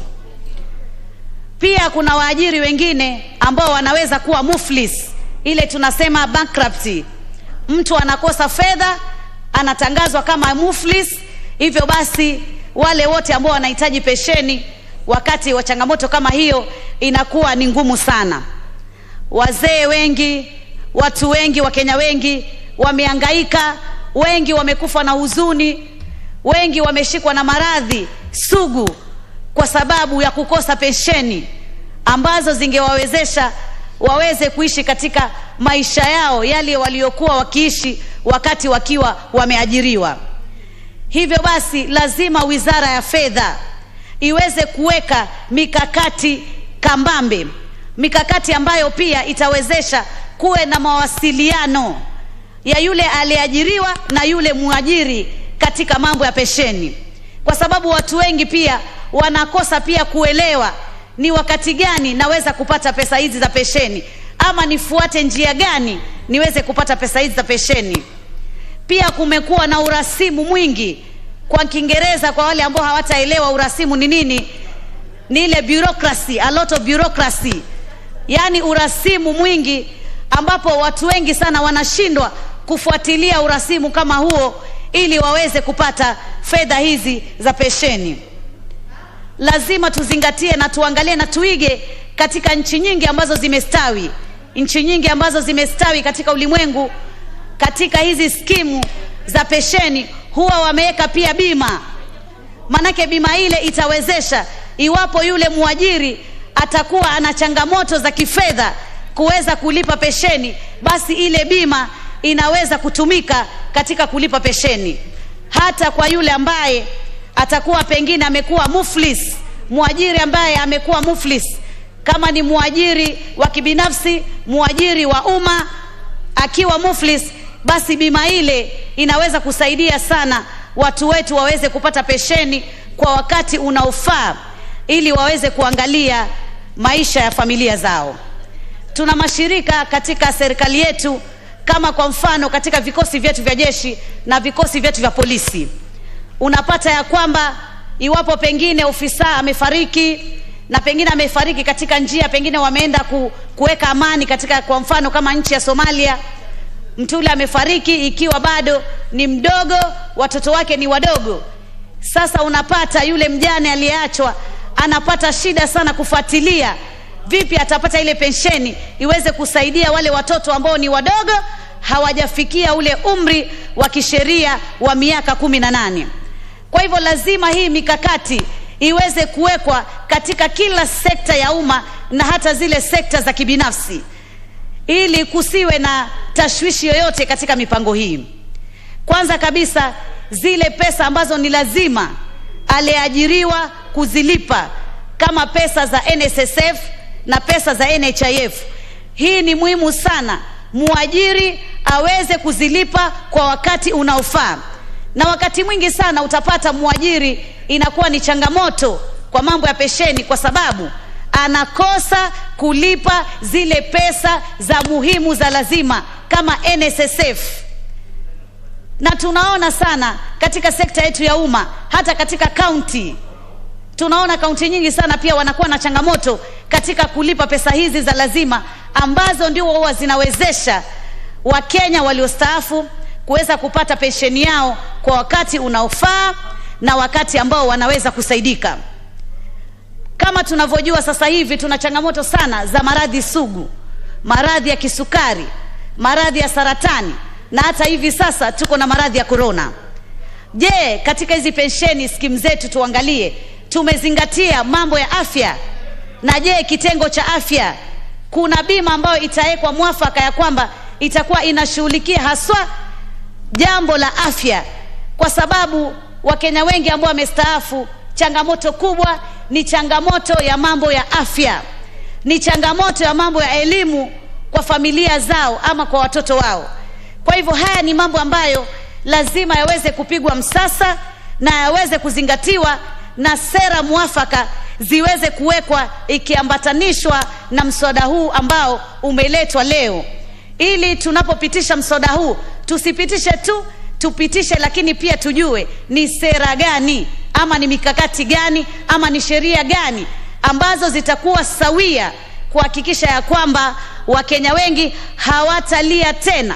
Wakenya wengi wamepoteza maisha, hata wengine wameamua kujitoa uhai wao kwa sababu ya kukimbizana na kutafuta pesa zao za pensheni, na imekuwa ni kana kwamba imekuwa ni mambo ya paka mshike panya, kwa sababu unakwenda ofisi kwa ofisi. Ukitoka ofisi hii unaambiwa sijui upitie ofisi hii, ukirudi ofisi hii unaambiwa tena utengeze barua hii, ukimaliza hii unatengeza hii.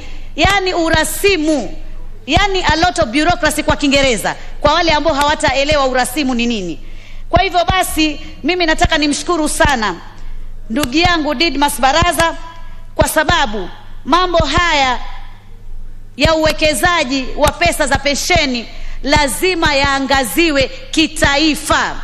Na iwapo kuna skimu ambayo ni ya pensheni lakini ni skimu ambayo imezembea na inaonekana ya kwamba skimu hii iko pale siku kuwasaidia wa Kenya wale ambao wako katika skimu kama zile, lazima pia serikali iwe na njia ya kuwaita ama njia ya kuadhibu kwa sababu ya kosa kama hilo.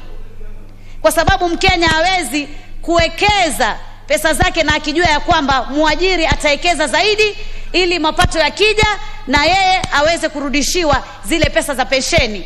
Kumbe pesa zile zinatumika kwa njia zingine kiholela, na tunakuwa na changamoto sana katika mambo ya pensheni.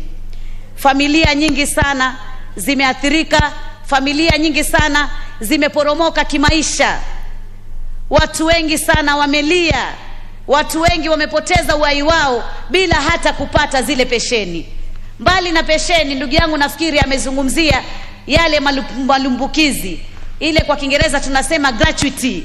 Hata fedha hizi pia zimekuwa na changamoto.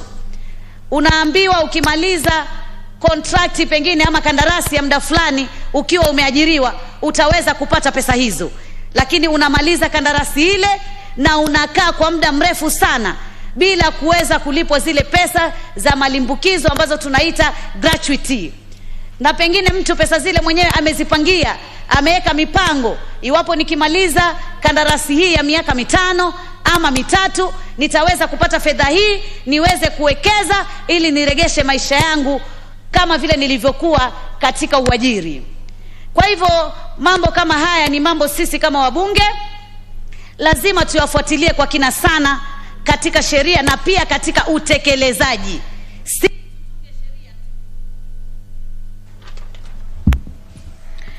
The member from Bonchari, Honorable Miki Pafel. The member from Bonchari, you have the floor. Thank you very much. Here, I don't know why it's going to a different place. Yes, no, there you are. Thank you very much, Honorable Speaker, for the opportunity. First of all, I want to support this bill, this pension amendment bill, 2020, and also congrats to Honorable Didmas Barasa for coming up with this bill. First of all, Honorable Speaker, this country, we need to be serious in taking care of our elderly.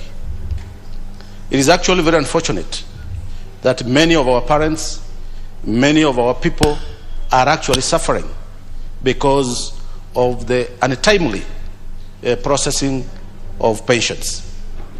I'm very much aware that the government, especially the National Treasury, is on spot for not planning well.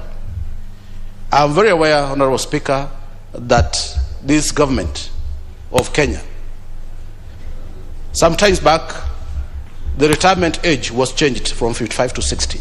And one of the reasons why that was done was to make sure that the government does not pay the liability of honoring pension payments because they were falling due and many people were retiring.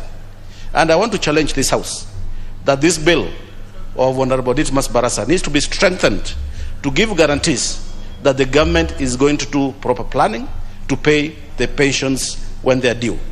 Honorable Speaker, I want to say that many Kenyans who have retired, and also that all of us, many people in this country, civil servants, are actually beneficiaries of retirement, of the pension.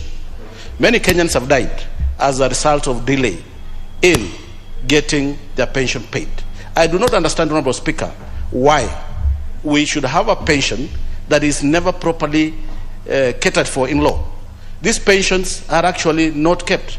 I will propose when we come to the third reading, Honorable Speaker, that a proper innovative law is put in place, that we have a proper fund that will guarantee payment. Otherwise, the current scenario, especially touching on the national treasury, will not help this country. Many people have died, and I want to question, Honorable Speaker, does the government have a hand in killing its own people? I do not think that's the objective of the government. Why would you wait 10 years, 20 years? The councillors who retired before the members of county assembly came in, some of them have not been paid. I know teachers who retired 20, 30 years ago. Some of them have not been paid. Therefore, it's very absurd, Honorable Speaker, that we have a government that does not care of its elderly. We are walking on a very dangerous path, and even some of us in this house are going to be affected. And even those who are working, they are actually going to be affected. Therefore, Honorable Speaker, the limit of 3 months is actually too long. I know private pension funds, where funds, normally they'll set aside funds that when you retire, when you want to withdraw from a pension scheme for one reason or another, the law is very clear how you can be paid. It is never, you don't wait for 3 months. Why is it that the government of Kenya has this problem of years and years of non-payment of pension fund? We have killed many people, and I want to request this House to make sure that this amendment bill of Honorable Dismas Barasa is strengthened to ensure that our retirees actually benefit from this bill. Honorable Speaker, with those few remarks, I rise to support. I support the bill, but I will urge that we make appropriate amendments to ensure that it serves this country, Kenya. Thank you very much, Honorable Speaker. Very well. Honourable members, I wish to interrupt the debate on the order number 10 to allow Honourable Habdi Tepo Koropu, MP, lay a paper for the House. Thank you, Madam Speaker. Madam Speaker, I wish to lay the following paper on the table of the House today, Wednesday, November 10, 2021, the report of the Committee on Delegated Legislation on its consideration of the breast milk substitutes regulations and control, General Regulation 2021, legal notice number 184 of 2021. Thank you. Very well. We lay the paper. This is pursuant to our order number 5. On the same, the honourable member, please, can you move your notice of motion? That is Thank you. Order number 6. Thank you, Madam Speaker. I beg to give notice of the following motion, that this House adopts the report of the Committee on Delegated Legislation on its consideration of the breast milk substitute regulations and control, General Regulation 2021, laid on the table of the House on Wednesday, November 10, 2021, and pursuant to provision of Section 25(5) of the breast milk substitutes. Is it 25(5) or 28(5)? 28(5), Madam Speaker, of the Breast Milk Substitutes Regulation and Control Act 2021 approves the Breast Milk Substitutes Regulation and Control. The Act is 2022. Again, just read as it is in your. Thank you, Madam Speaker. I beg to give notice of the following motion, that this is the you're already at the Substance Regulation Control Act. Act 2012. Very well. Approves the Breast Milk Substitutes Regulation and Control, General Regulation 2021, published as legal notice number 181 of 2021 with amendment to regulations 1, 2, and 27(1). Thank you, Madam Speaker. Very well. Thank you. Our members, we go back now to our order number 10 on the debate, and then now we have the member for Matuga, Honorable Tandaza Kevin Sawa, having the floor. Asante sana Mheshimiwa Madam Speaker kwa kunipatia fursa hii kuweza kuchangia katika mjadala huu wa pesa za wanaostaafu. Ni kawaida na huwa ni furaha wakati mtu ameweza kufanya kazi mpaka kastaafu, manake katikati huwa kuna changamoto nyingi sana, lakini wakati mtu ameweza kufanya kazi kwa taadhima, kwa heshima na familia yake mpaka kastaafu, kwanza ni kumshukuru Mwenyezi Mungu.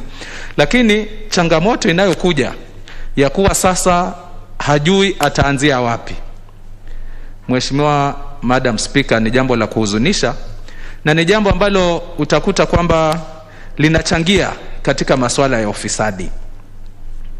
Na ndio maana naiunga mkono hoja hii, ikiwa mimi ni mmoja wa wale ambao huwa nakemea sana swala la ufisadi na kuona ni vipi tunaweza kulipunguza swala hili la ufisadi. Ikiwa mtu atafanya kazi, anapokea mshahara ule wake wa halali, lakini anajua kwamba itafika wakati astaafu, anamaanisha kwamba hata kuwa anaweza tena kupata ule mshahara na hataweza kupata ile ruzuku yake, hataweza kupata ile pesa yake, inamaanisha aanze kufikiria njia mbadala ya vile ataweza kuishi hata wakati akiwa amestaafu. Na kama tunavyojua, njia mbadala mara nyingi uko kazini na unapenda kazi yako, basi watu husema mtu hula pale pale anapofanyia kazi. Lakini sio kula tu, ndio maana watu wanaanza kufikiria ni vipi wataweza kupora mali, wataweza kujijenga mbali na lile pato lao la kawaida. Na hili sio siri, waajiri wanajua, serikali inajua. Kwa hivyo katika hali ya kuweza kuwapatia wafanyikazi njia ya kuwa na uhakika wa kuwa hata wakistaafu bado ile haki yao wataweza kuipata, hii moja kwa moja ni katika zile njia ambazo zitasaidia kupunguza ufisadi katika ofisi zetu za umma na hata ofisi za kiubinafsi. Pili, katika swala hili ambalo ni nyeti sana, mimi nishawahi kufuatwa na wafanyaji kazi wale ambao kwa Mwenyezi Mungu wameweza kuwabariki na umri mrefu. Kuna wale ambao walifanya kazi nyakati za East African Community, ambapo hususan walikuwa katika ile idara ya uchukuzi, ilikuwa ikiitwa Kenya Cargo Handling, kabla iwe Customs, kabla baadaye iwe na kujumuisha katika masuala ya KRA. La kustaajabisha ni kwamba wale waliofanya kazi nyakati hizo mpaka sasa hawajapata ruzuku zao, na walifanya kazi kihalali, walifanya kazi kwa moyo mmoja. Na la kuhuzunisha ni kwamba wanakuambia kwa sababu wakati ule ulikuwa unaweza kuwa ni mwajiriwa ndio wa Kenya, lakini ukawekwa Dodoma ama ukawekwa nchi nyingine katika ile iliyokuwa Jumuiya ya Mashariki ya Kati, wenzao waliweza kulipwa kwa wakati ambao unafaa kwa sababu ni watu bado wako hai na wanawasiliana. Lakini wale waliokuwa Kenya ambao ni wa Kenya mpaka sasa bado hawajalipwa. Kwa hivyo swala hili la siku 90, ijapokuwa sheria huwa haiendi nyuma, huanzia pale ilipoekwa kidole, lakini ni maombi yangu kwamba sheria hii tutakapoipitisha hapa bungeni, kwa sababu wengi tunaiunga mkono kwa wale waliotangulia kuzungumzia, ni kwamba itaweza pia kuangazia, je, wale ambao walistaafu kabla ya hii sheria kuwekwa na mpaka sasa bado hawajapata haki zao, nao itaweza kuangaliwa. Nafikiri wakati ikisoma kwa mara ya 3, hayo ni baadhi ya masuala ambayo yanaweza kuongezewa katika vipengee kuona kwamba watu kama hawa wanaweza kupata ruzuku zao. Katika masuala hayo ya pensheni, naona kulingana na huu mswada wa Mheshimiwa Baraza ambao nampatia kongole kwa kufikiria na kufikisha huu mswada katika bunge hili, lazima pia kuwekwe vikwazo kwamba je, tumeuzungumzia, tumeupitisha na hatimaye umepita, umekuwa sheria. Kuna hatua gani ambazo mwajiri, hususan serikali, kwa sababu lazima tukubali kwamba katika masuala haya yote ya pension, serikali ndio ambaye anakeuka hasa hizi haki za wale wafanyaji kazi.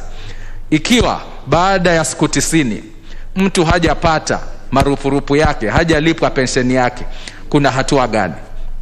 Nafikiri ni katika hili bunge, katika kuweka sheria, tuweze kuongezea wakati wa kuisoma tena, kuona kwamba kuwe na vikwazo, ili itaweza kuwa ni kama anashurutishwa, aidha ni hakikishe. Manake ikiwa mtu kwa mfano atakuja na mathalan ambaye labda ID yako, picha yako haionekani, manake nishapata wazee ambao wanasema wamepata vikwazo kama hivyo, vya kwamba alipeleka kila kitu lakini akaambiwa ID yake, picha yake ikiangaliwa haionyeshi kwamba ni yeye ambaye mwenyewe ambaye anadai zile pesa. Vikwazo tu ambavyo havina maana. Sasa ifikapo hapo na kumbe mwajiri anajua kwamba asipolipa katika zile siku zinazohitajika, atabidi mathalani labda alipe mara 2 ya vile ambavyo angekuwa anataka kulipa, basi naona hapa pia kutakuwa kuna ushirikiano, kwa sababu itakuwa majukumu ni mara 2. Yule mwenye kutaka pensheni yake anazitaka kwa sababu ya mahitaji yake, na yule ambaye naye ni mlipe anataka amlipe kwa sababu asipomlipa kutakuwa na madhara, kutakuwa na penalty fulani, kutakuwa yeye pia atapata hasara kulingana na kutomlipa. Mheshimiwa Speaker, Madam Speaker, katika swala hili kawaida mimi huwa naunga mkono peke yake, lakini hili ningeongezea kwamba siungi mkono peke yake, bali naliunga mkono pamoja na miguu, kwa sababu wako tu watu wengi ambao kule kwangu Matuga wananipatia gharama kubwa. Nikiongezea ni kwamba katika hii idara ya kulipa hizi pension, tafadhali pia nazo ziweze, na hili naona si lazima ya sheria, lakini wapatiwe sindikizo ya kuona ofisi hizi zinaweza kusambazwa katika mashinani, kwa sababu changamoto iliyoko sasa ni kwamba yeyote ambaye atahitaji kulipwa marupurupu yake, ofisi ni lazima aje Nairobi, na ile gharama ya kuja Nairobi peke yake kwa mtu ambaye alistaafu, na ukweli ni kwamba wako ambao Mwenyezi Mungu amewajalia walistaafu wakati ile job group ile, wakati ule mshahara wake uliokuwa ukilipwa labda ulikuwa ni chini ya shilingi 10,000. Saa hizi umepanda mpaka ni zaidi ya 100,000. Ikiwa wakati ule alipostaafu ilikuwa ni chini ya shilingi 10,000, inamaanisha pension yake hususan haifiki 2,000. Lakini pia yeye analazimika kusafiri kuja Nairobi kutafuta haki yake. Kwa hivyo kuwe na msindikizo kwamba hii ofisi ya pension inayohusika iweze kuwa na ofisi kule nyanjani, pengine katika hizi huduma tunazosema za huduma center ziwe zinaweza kushughulikia masuala kama haya na kuyafikisha mwisho, sio tu kuchukua stakabadhi labda na kuzituma kisha baadaye waambiwe kama wenzangu walivyotanguliza faili ilipotea, ama yule ambaye alikuwa uliandika ni next of kin bado haonekani, ama ID yake haipo, na kwazo vidogo vidogo kama hivyo. Kwa hivyo Mheshimiwa Speaker, ninaiunga mkono hoja hii, na nikimalizia, si mkono peke yake lakini naongezea na miguu, na itekelezwe haraka inavyowezekana. Asante sana. Lugha unaunga mkono pamoja na mguu ama miguu?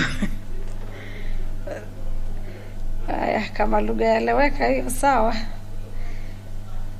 The member for Kwanza, Honorable Wanyonyi Kevin, you got the floor.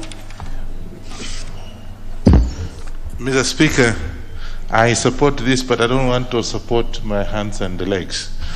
As just mentioned by my colleague, interesting. Mr. Speaker, Madam Speaker, I think this is something that we have to do, and do it urgently.